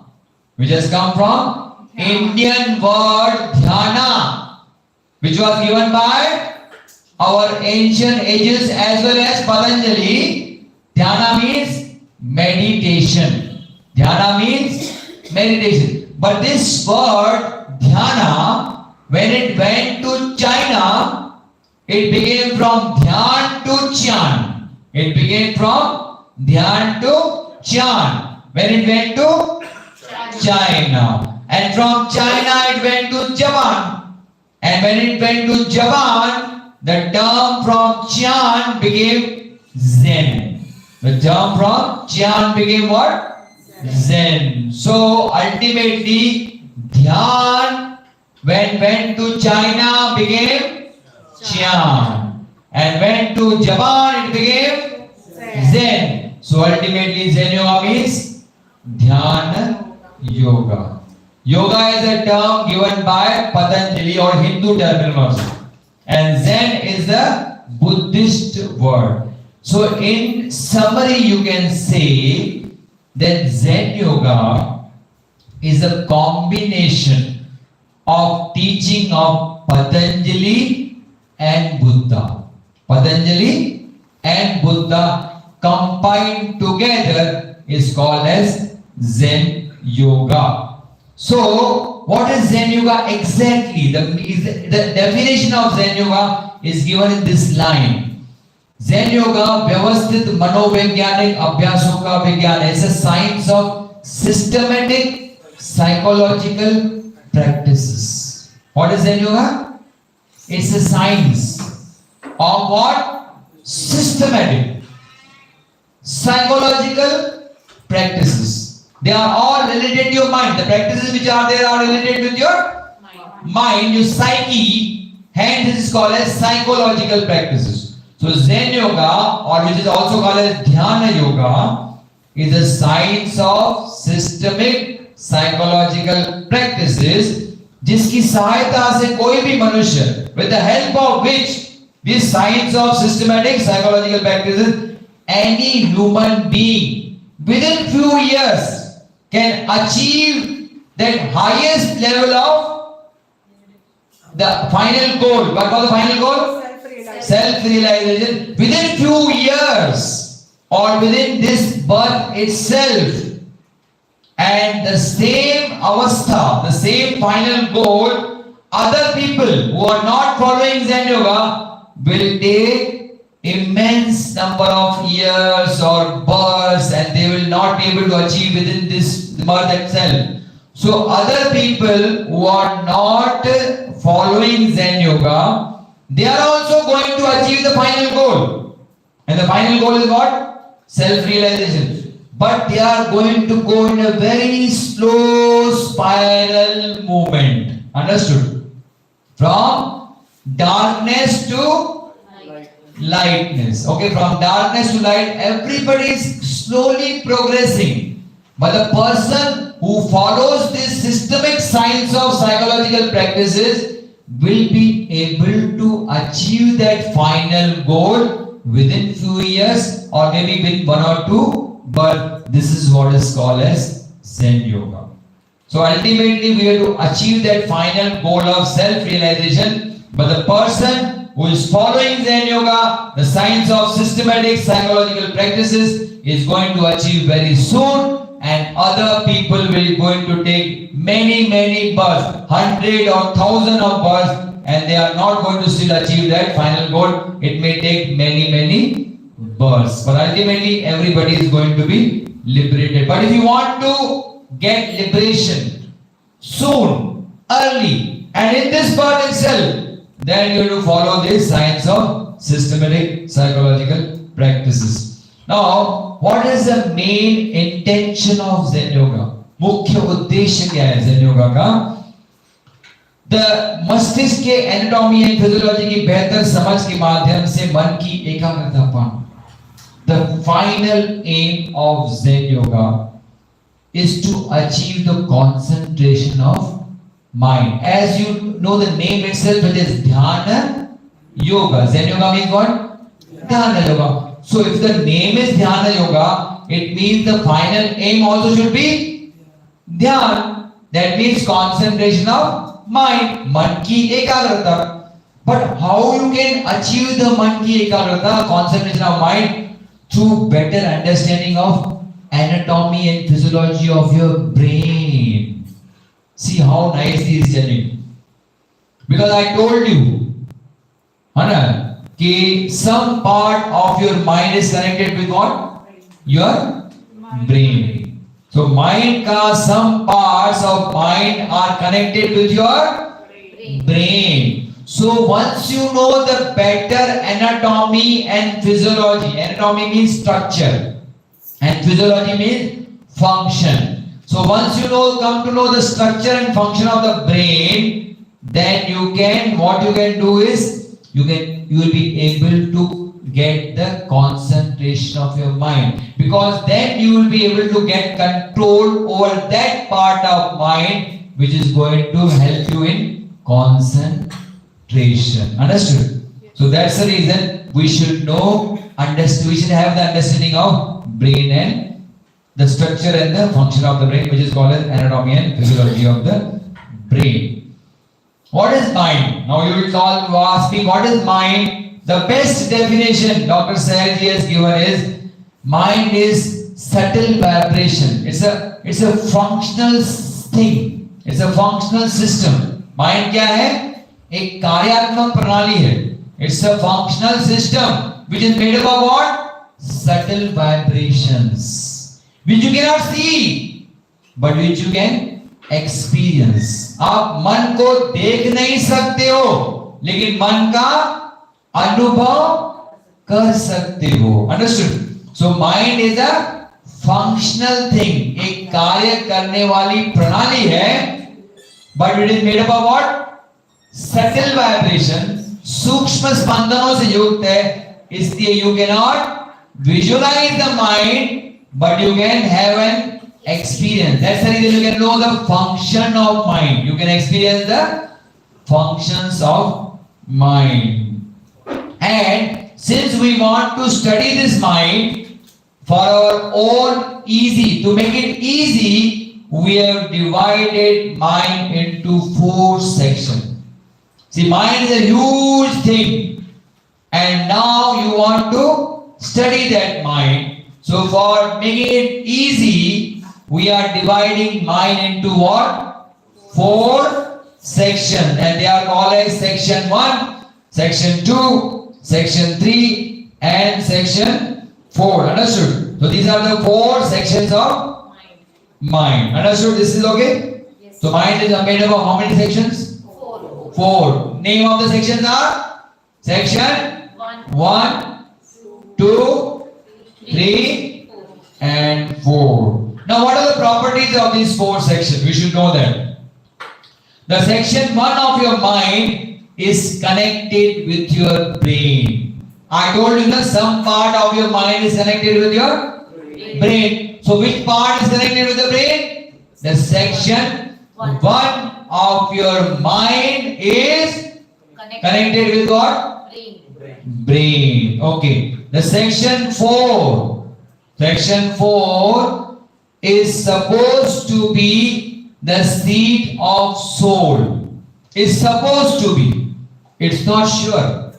It is not saying that section 4 is connected with your soul. This sentence is not saying आवाज ना कटा मतलब मुझे तकलीफ हुई थी गले में दादा मनोज पर मुझे तकलीफ हुई थी मां गले में वो मुझे ज़्यादा जोर लगाना पड़ता तो अच्छे लगे हाँ because मैं खबर आता हूँ उन्हें लग आया अंदर so what is the section 1 is what? Section 1 is connected to brain. connected to what? Brain. But that is sure. That is not assumed. That is not assumed. But what we assume is the section 4 is the seat of your soul. ये आत्मा का क्या है? स्थान है. ऐसा assume करते हैं. पक्का नहीं. आई बात समझ में? कितना स्पष्ट रूप से बताया. And then section 3 is the seat of all the siddhis, which is called as extra sensory perception. Siddhis, you know siddhis, which is called as vibhutiya, siddhi. These siddhis are nothing else but what? They are extra sensory perception. Means what? Normally, to know anything, you need sense organs. Understood? या आपको अगर कुछ देखना, if you want to see something, you need eyes. If you want to hear something, you need what? Ears. If you want to smell something, you need what? Nose. If you want to have a touch of something, you need a skin. And if you want to taste something, you need a tongue. So these sense organs are required to gain knowledge.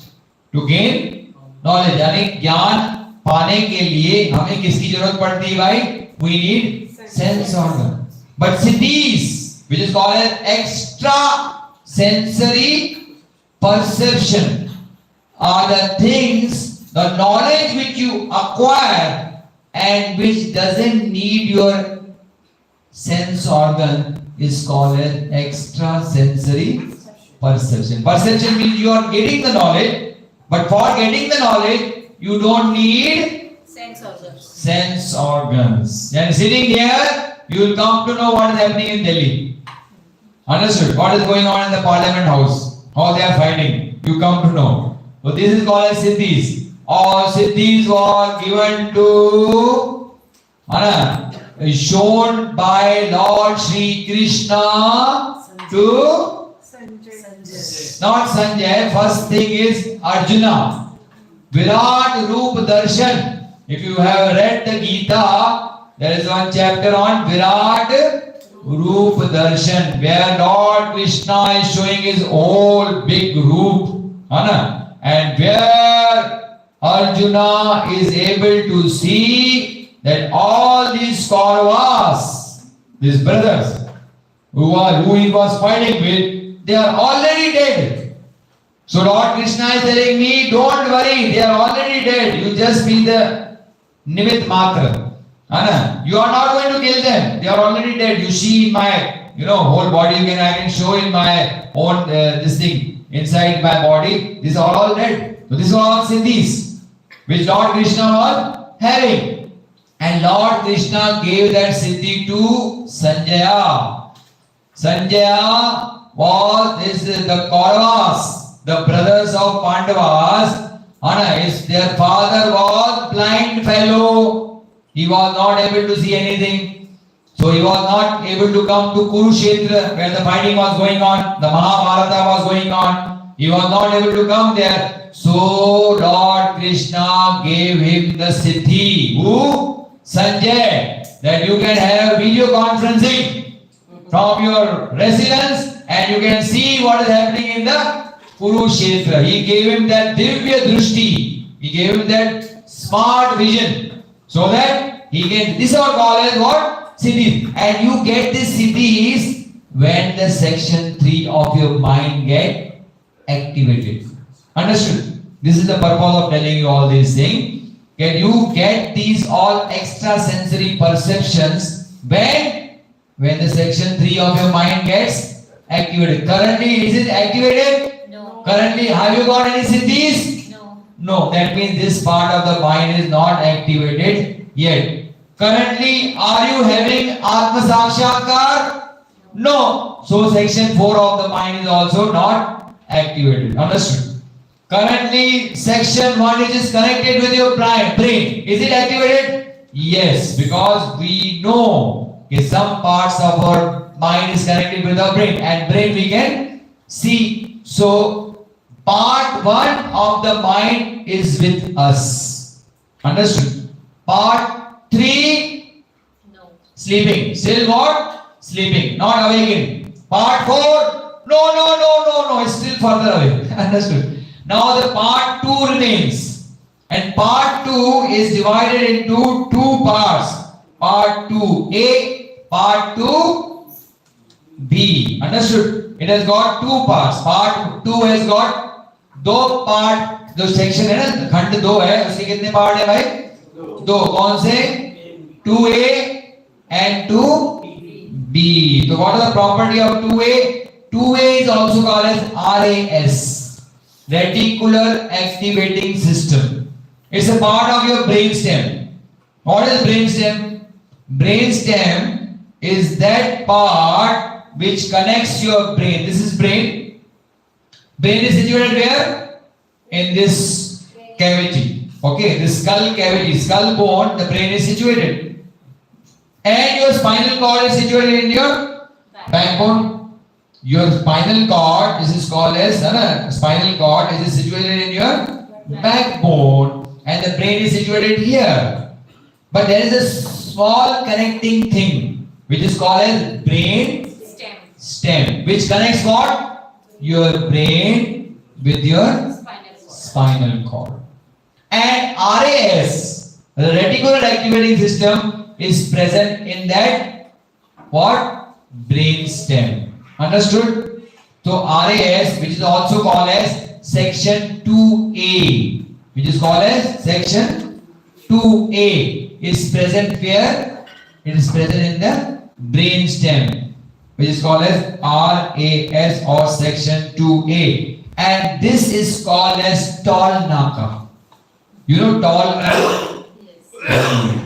Whenever you go to big place, there a security person is waiting and he will tell you, you are not allowed. If you go to Parliament House, they will stop you unless you got some ID card. So they will ask you, they will be knowing whom to send inside, whom not to send inside. So this way, this section 2A also decides what type of impulses he should send up and what type of impulses he should not send up to the brain.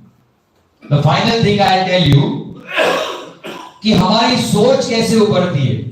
How our thoughts are created. You should know this basic mechanism. ये basic mechanism सबको पता होना चाहिए कि हमारे विचार कैसे उठते हैं. How our thoughts are created.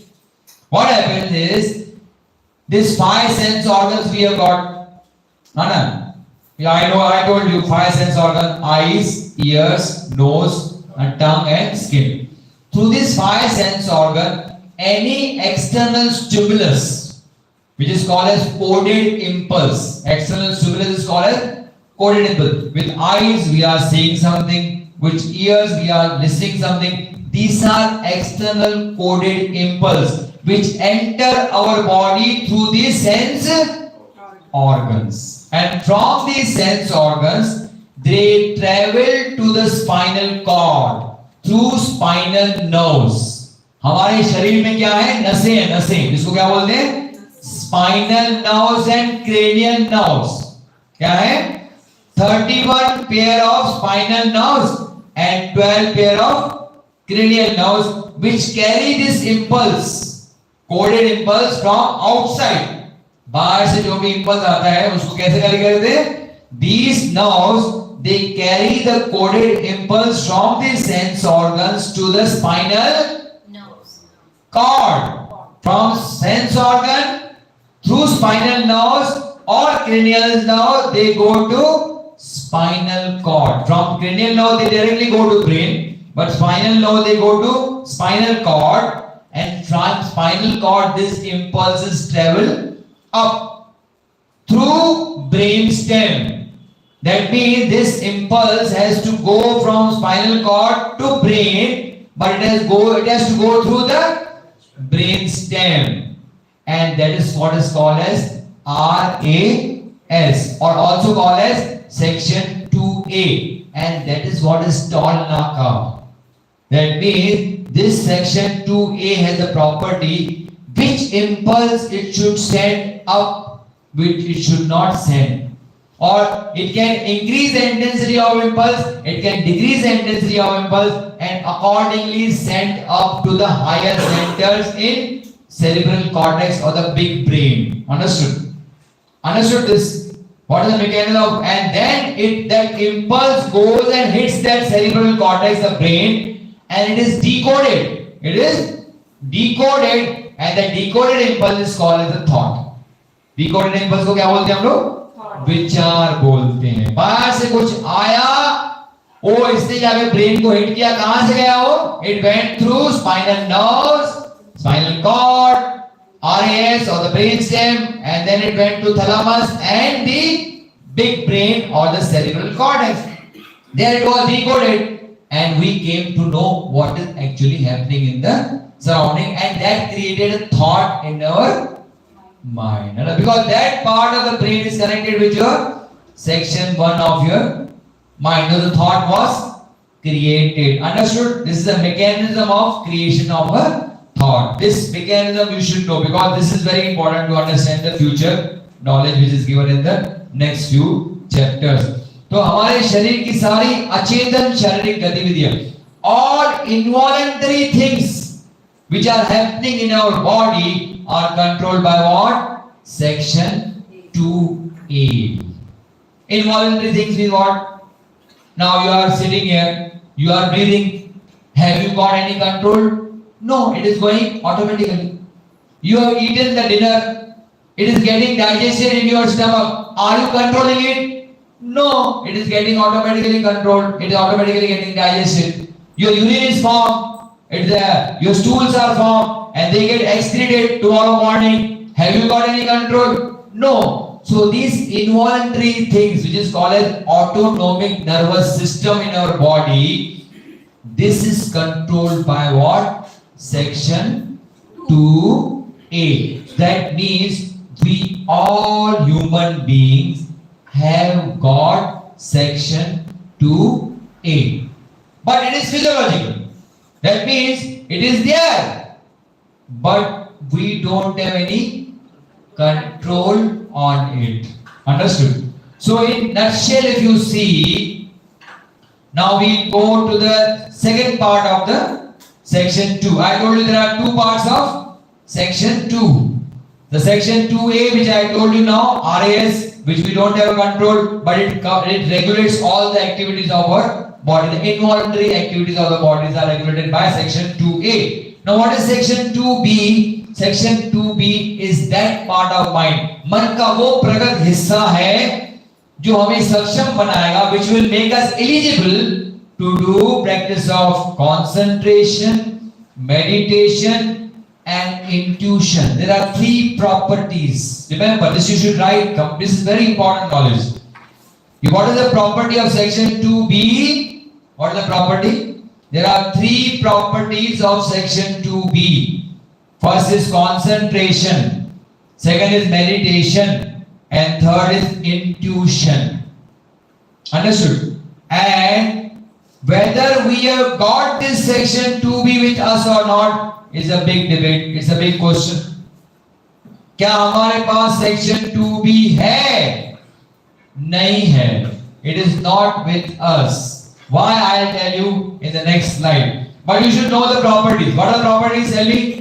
Concentration, intuition. Meditation and Intuition. intuition means what? Purvabhas. Whatever things are going to happen in future, you get the knowledge just now itself. But things are going to happen after a few years, after a few months, after a few days. But your mind gets knowledge that this thing is going to happen in my life. That is called as intuition. And that property is of which part of the mind? Section 2B. Now this is the overall structure of your mind. If the mind doesn't look like this triangle, but to explain to you, this triangle has been designed by Dr. Ashish Shukla ji.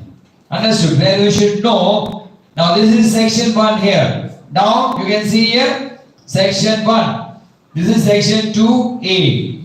This is section 2B, then 3 and then 4. Understood? But there is a small, blue stream in between section 2A and 2B. You can see that? Blue strip is there. This is called as, in ZenYoga, it is called as no man's land. What is called as?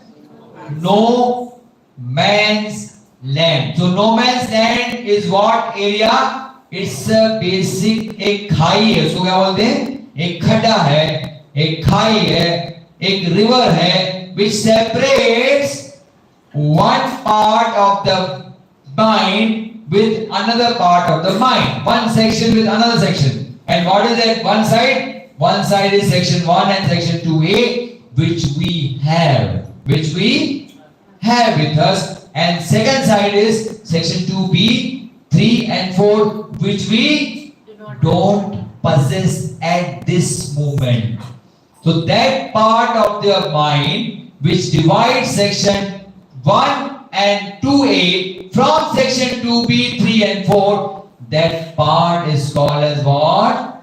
No man's land. Because no man is staying in that area. Nobody is there in this area. Hence it is called as no man's land. Understood? This is understood? Okay. Now, this is again to show that if this is an island, in Africa, in West Indies, there are a lot of islands. Caribbean islands. So suppose this is an island and this is another island. And in between there is a ocean or a river. So this is section 1 and 2A. This is section 2B and 3 and 4. And this is what is called as no man's land. Okay. Now, this is very important sentence which will clarify all your doubts on meditation. What it is saying that concentration, man ki ekagrata, in real sense, people do concentration, people do meditation, they close their eyes and they say they are meditating. But who knows what is going on inside your mind? Your mind is full of clutter of thoughts. So people you're not able to see what you're doing inside.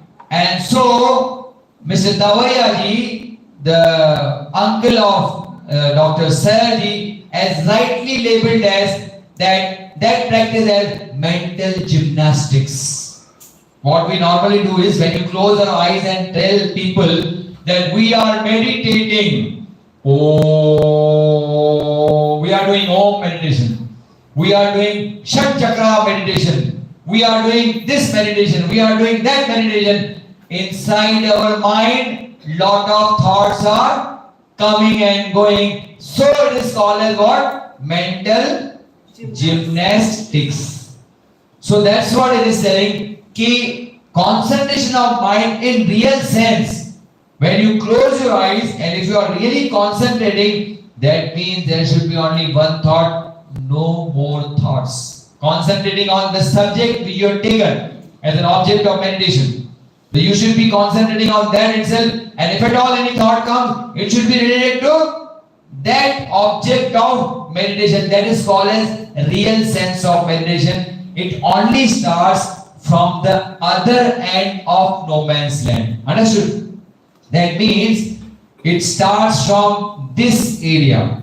From where it starts? It starts from this area. It starts from this area like this. From this area. Suppose this is the no man's land. So this is that this border of no man's land. That is the another border. So the border which is lying towards section 2A, the concentration doesn't start. The border which is lying on section 2B, that means when your section 2B gets activated, you then start meditating effortlessly. Understood? Because that part of the mind is designed for what?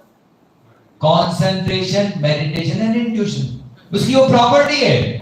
That is a natural property of that mind. But at present that is not activated. So we are not able to meditate. Because the part 1 of the mind which we have got, its property is not meditation. Its property is picture forming habit. What is the property of part 1 of our mind? Picture forming. It is connected with what? Brain. So it is always forming a picture. What picture? What is happening in our surrounding. We normally take camera and to take fatavat pictures we take. So same thing, it is our property to take pictures of what is happening in the surrounding so that we should live a normal life. Like if we are not aware of what is happening in the surrounding, how we can save ourselves? Tomorrow a lion or a cobra comes in front of you, and if you don't have that picture forming habit of part 1 of your mind, you will not be able to save from that cobra or the lion.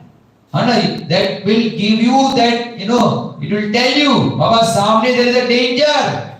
Cobra is there, he can bite you. So run away. So that comes from which part? Section 1. So it is always forming the picture forming habit. And if that part is asked to meditate, it will say, no, Baba, it is not my territory. I am not designed for that.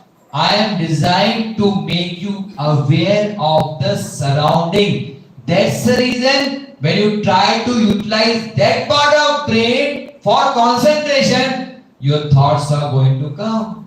Because that is their natural, inclination of that part of mind to make yourself aware. So whenever any stimulus comes from outside, it is going to create thought. It's going to create thought. It's going to create thought. Hence, when you close your eyes and you try to utilize section 1 of your brain to concentrate, or mind to concentrate, these thoughts come in your mind. Understood? So why these thoughts come in your mind? Because we are forcing that part of the brain which is not made for meditation to do meditation.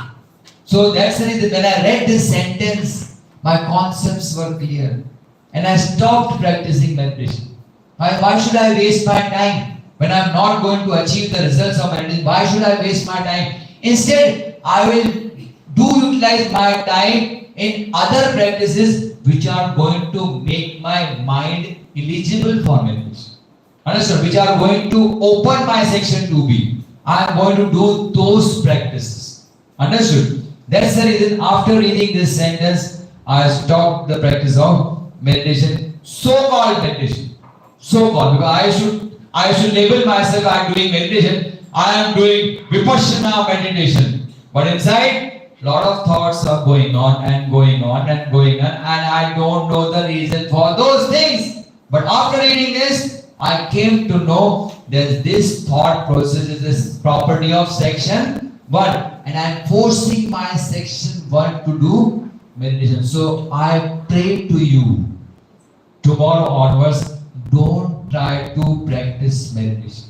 Instead, you do all these practices which will be telling you in tomorrow day, full day will be telling you certain things, certain practices. Instead, do utilize your time in doing those practices which will make your mind eligible for future. I am not saying it will happen in 1 or 2 days or in 1 or 2 years. It may take few years, but at least you are on right path.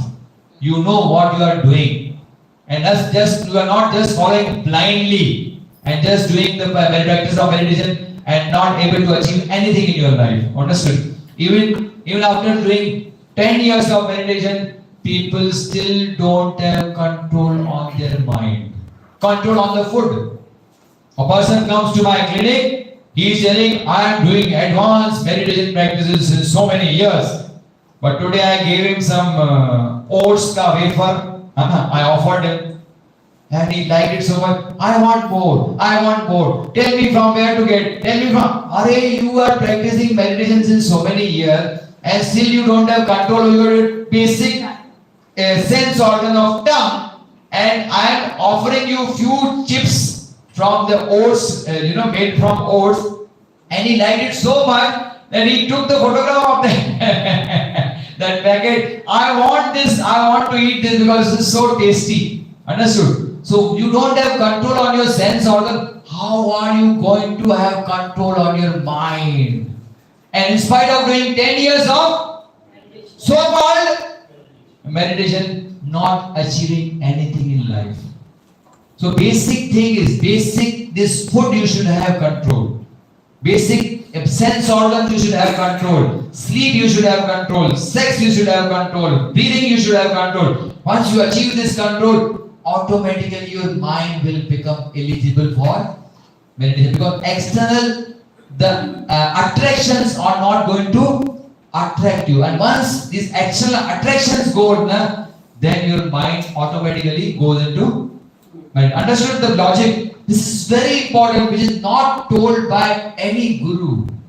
These all modern gurus, they stress to do, if you want to get liberated, do Sivaran. Do meditation. Get up at 4 o'clock, get up at 4:30 and start doing Sivaran and meditation. What you are going to do in 4:30, half the time you are going to sleep, and half the time you are going to do certain chanting of some words and not achieving any goal.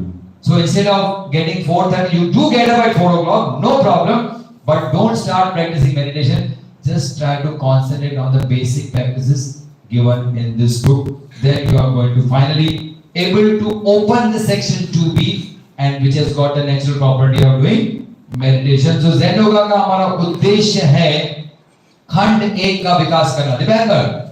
So what is the purpose of Zen Yoga? Is to whatever we have got. We have got which part of the mind? Section 1 and section 2A. Below the no man's land we have got with us, but section 2A is of no use to us because we don't have any control, because that is automatically working, doing his best possible work. वो अपना काम मस्त कर रहा है. कौन? section 2A. हमें उसको disturb नहीं करना है. We don't want to disturb it. But section 1 is that part of mind which we can do something. Because वो हमारे नियंत्रण में हम कर सकते हैं. So that's what he's telling. हमारा उद्देश्य, what is the purpose of Zen Yoga, is to make this section 1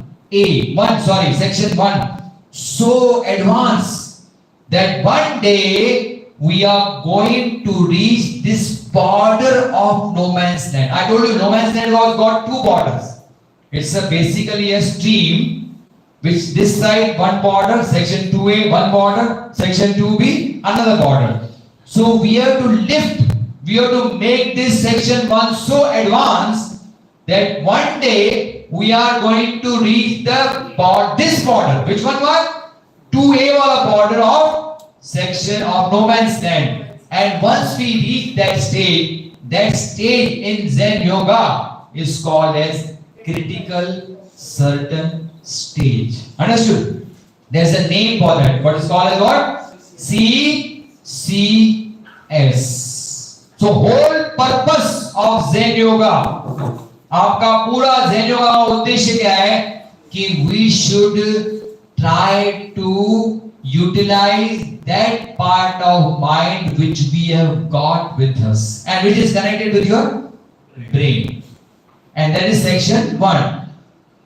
Make it so advanced, make it so perfect that it will make you eligible to reach the border of no man's land on this side, and that stage once you reach is known as what?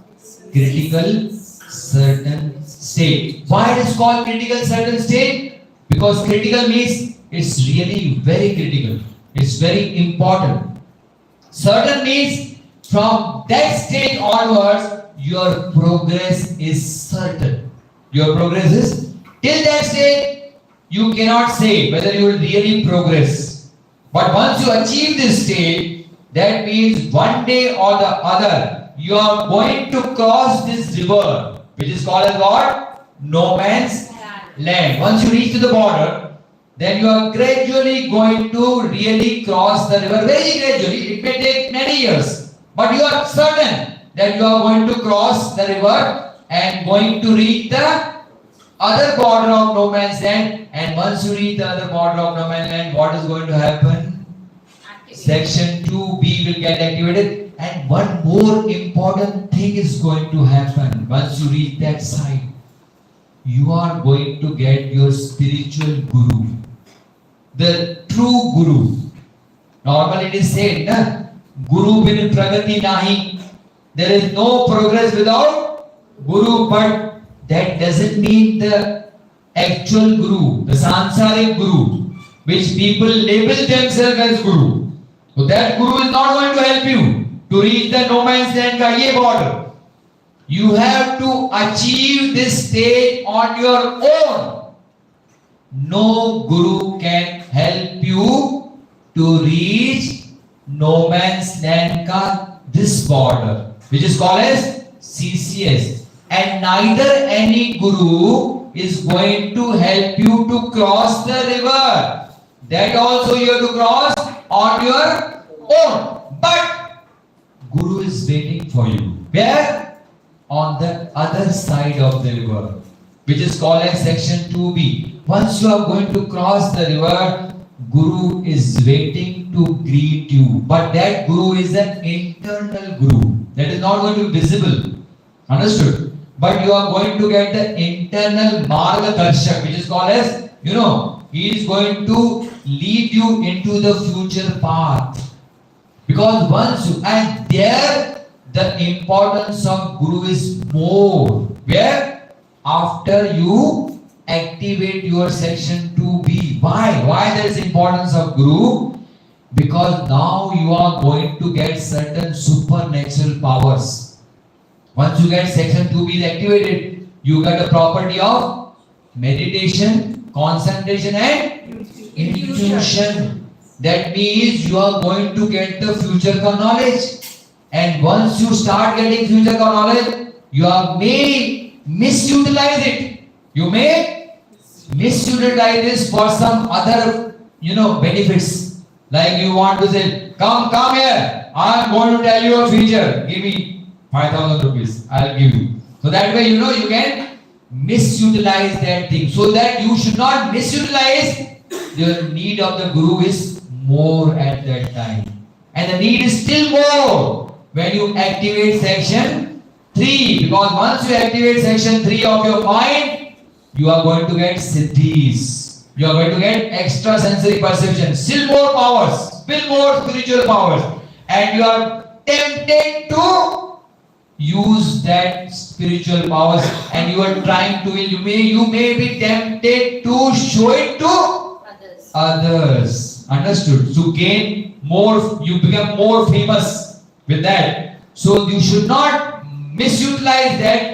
At that time you need a guru who will guide you. No, beta, no. This is not the things to be shown to others. This you have got to make you more, still more progress on this path. And you progress to activate your section 4, which is the seat of what? Soul. And it is called as what? Atma Sakshatkar. And that is the main goal of our life. So that you should not go away from the path. That's the reason you need a guru after no man's land. And guru is ready to greet you. Understood? The role of guru is there, but not up to section 2B. After section 2B gets activated, you need guru, and that you are going to get automatically. You don't have to select a guru. Guru is going to select you. Understood the difference? Now we are selecting the gurus here.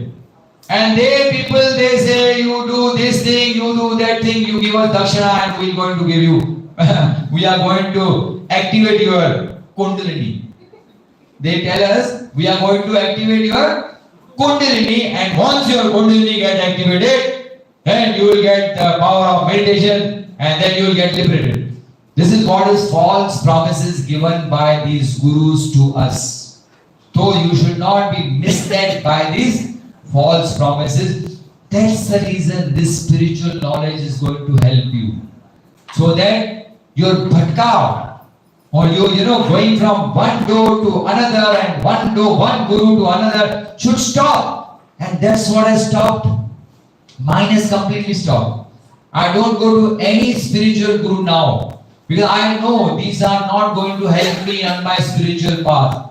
Only thing which is going to help me is this right knowledge and the utility of this knowledge to make me progress further and to achieve that stage of CCS first and then section 2B, and then automatically I'm going to get my true internal guru which is going to lead my future path. So this always remember, just forget about all these things.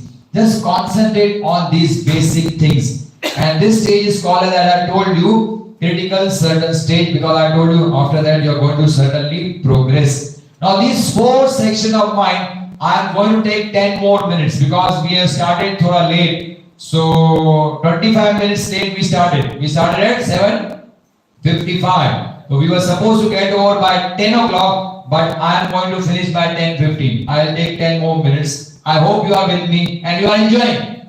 Because this knowledge, Abdav, are you enjoying? See, Abdav can enjoy, then you don't have any excuse. Because the person is not able to understand. I am trying to put all my efforts to make him understand in English. And the translator is sitting with him who is able to translate few things which he cannot understand.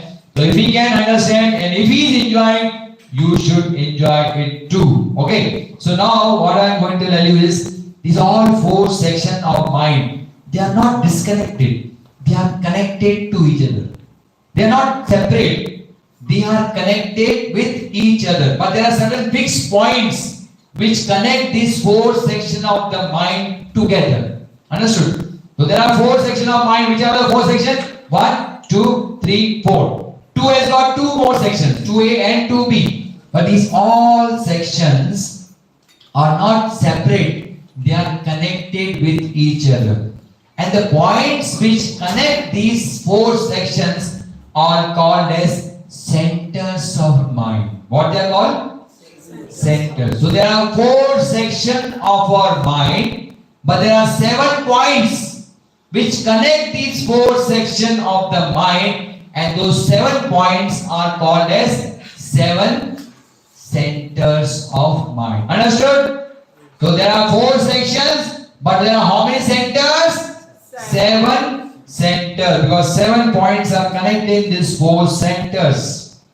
And these 7 centers, where they are located? They are located like this. In this figure you can see the first 4 centers, which are known as I, E, S, and you can see in this triangle which is stand on the stage. First section, section 1 is called as section 1. There are 4 centers. Which are the name of the centers?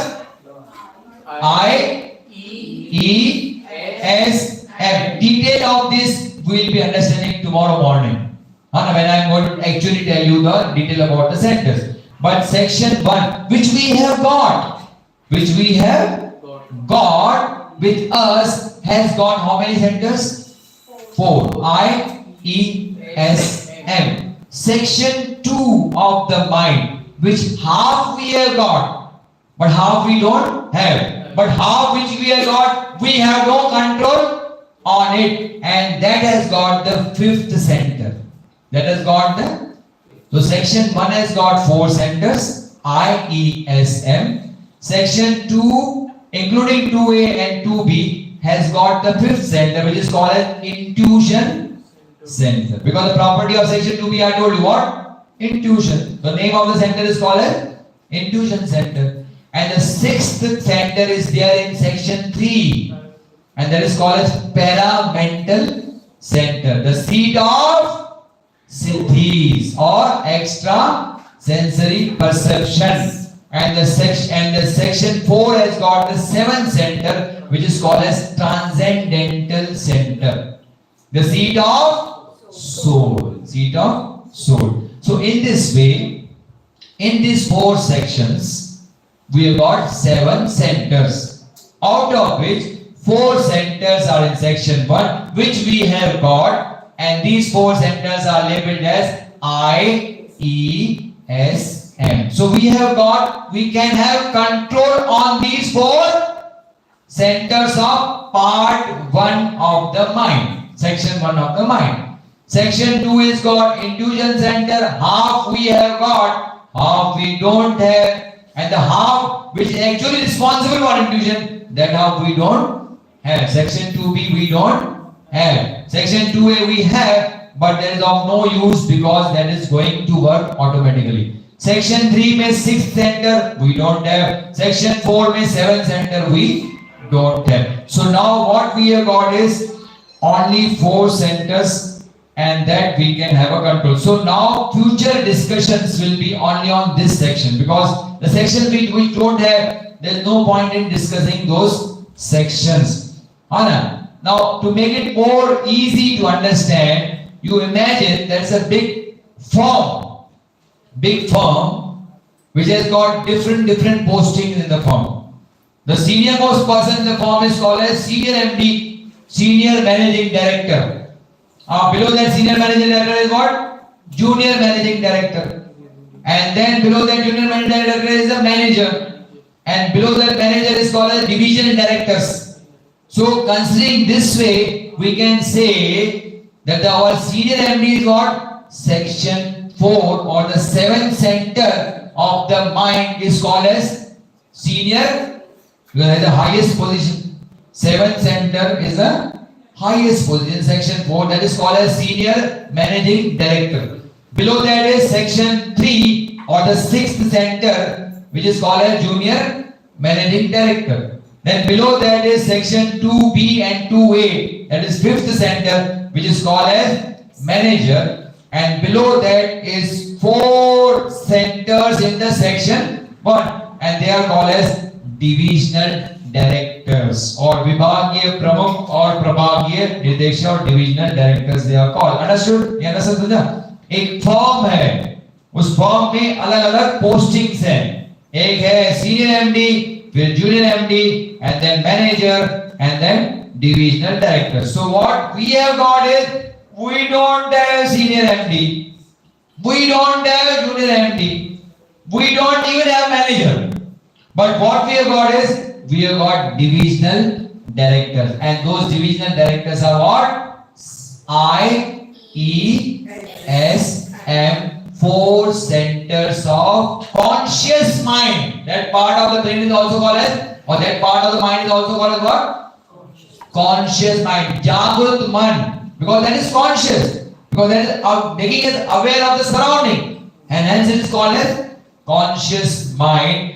And then 4 centers we have got I, E, S, M, and they are, they are, where they are lying is IESM, where they are lying is, these are situated in the frontal lobe of the brain. This is the brain. You can see this is the brain. Okay, if this is the brain, then this is the brain here. Okay, the brain has got 4 lobes. This is front lobe, frontal lobe. This is back lobe, called occipital lobe, and these are the side lobes. Okay, so these 4 divisional directors, the 4 centers of conscious mind, are connected to brain. But which part of the brain? Frontal lobe. Frontal lobe of the brain. Understood? There, and these cannot be shown in microscope. You will tell me, show me where is I, where is E, where is S, M. No, these are all hypothetical points. काल्पनिक, क्या बोलते हैं उसको? Hypothetical points. But these points of brain are connected with your what? Section 1 of your mind. And our whole thinking process is based on these 4 centers. So henceforth, what we'll be discussing from tomorrow onwards will be in relation with these 4. We will not be discussing what? Senior MD, Junior MD, Manager, that means section 2B, 3 and 4, forget. Section 2A, still forget. Because that Bachara person is doing automatically, our work is done by section 2A. But now we have to concentrate on the section which is called as conscious mind, which in yoga is also called as chitta. What is called as? Section 1 of your mind is also called as conscious mind, or also in yoga it is called as chitta or chitta. Understood? So that chitta and its 4 centers, how they work, what is the property of each and every center, what is the property of I center, what is the property of E center, what is the property of S center, and what is the property of M center. This we are going to discuss in tomorrow morning's 9 o'clock lecture, which is going to start after your practical session and after your breakfast. आपके नाश्ते के बाद हमारा 9 o'clock second lecture will start, and in that lecture these basic things will be discussed. I hope what I have told you up to now, that at least some part has been registered. So what is the main summary of this lecture? What is the take home message? What is the take home message of this lecture? First thing is what? Meditation. We are Not eligible. not eligible at this stage, so we are not going to practice meditation from tomorrow onwards. Guru. What is the conception of Guru? Concept of Guru? No physical Guru. We are going to get our spiritual Guru, but for that we have to lift our which part of the mind? To be Section 1, we have to lift it. IESM has to be lifted so that we are able to reach to CCS, this part of no man's land. So we have to work on that, and for working on that, no Guru is going to help, but this book will act as a Guru, because it has got all the teachings, it has got all the knowledge which is going to help you to lift up these 4 centers from the current position to the higher position, so that you can open your section 2 of the mind, so that you can achieve that stage of critical certain stage. Whatever things you need to achieve that is given in this book. So this book is going to act your Guru, and I am going to be a link between this book knowledge and you people. So whatever I have read, whatever I have achieved in my life, in my spiritual journey, I am going to share that experience with you, so that it becomes, you also try to go on that path and try to achieve your goal. And our goal in our life, only goal in our life is to achieve that stage which is called as CCS. But to achieve that stage, we have to work on IESM. This should be your final goal. This is the take home message. कि भाई हमें आज के बाद कुछ नहीं करना है. We have to remember these 7 alphabets. What are those 7 alphabets? IESM. Work on these 4 and achieve the final goal of CCS. That is what is the take home message. I am very much thankful कि आप लोगों ने मुझे इतना 1.5 घंटा पौने 2 घंटा यहाँ पे सुना. You have listened to me my commentaries in last almost 2 hours. You are able to listen. You know, we started at 7:55 and almost 10:15. So 2 hours 20 minutes. You stayed here in this lecture room and attended and listened very carefully. In spite of me speaking in English, first time in the history of ZenYoga,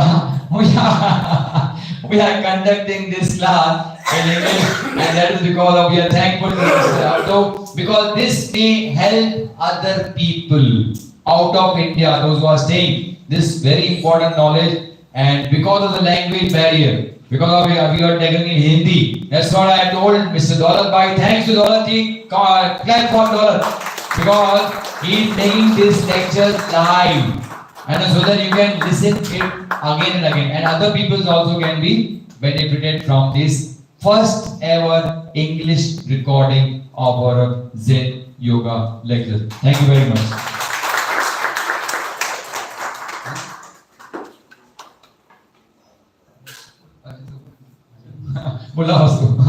Now, our very important, बंद करो उसको बोलो.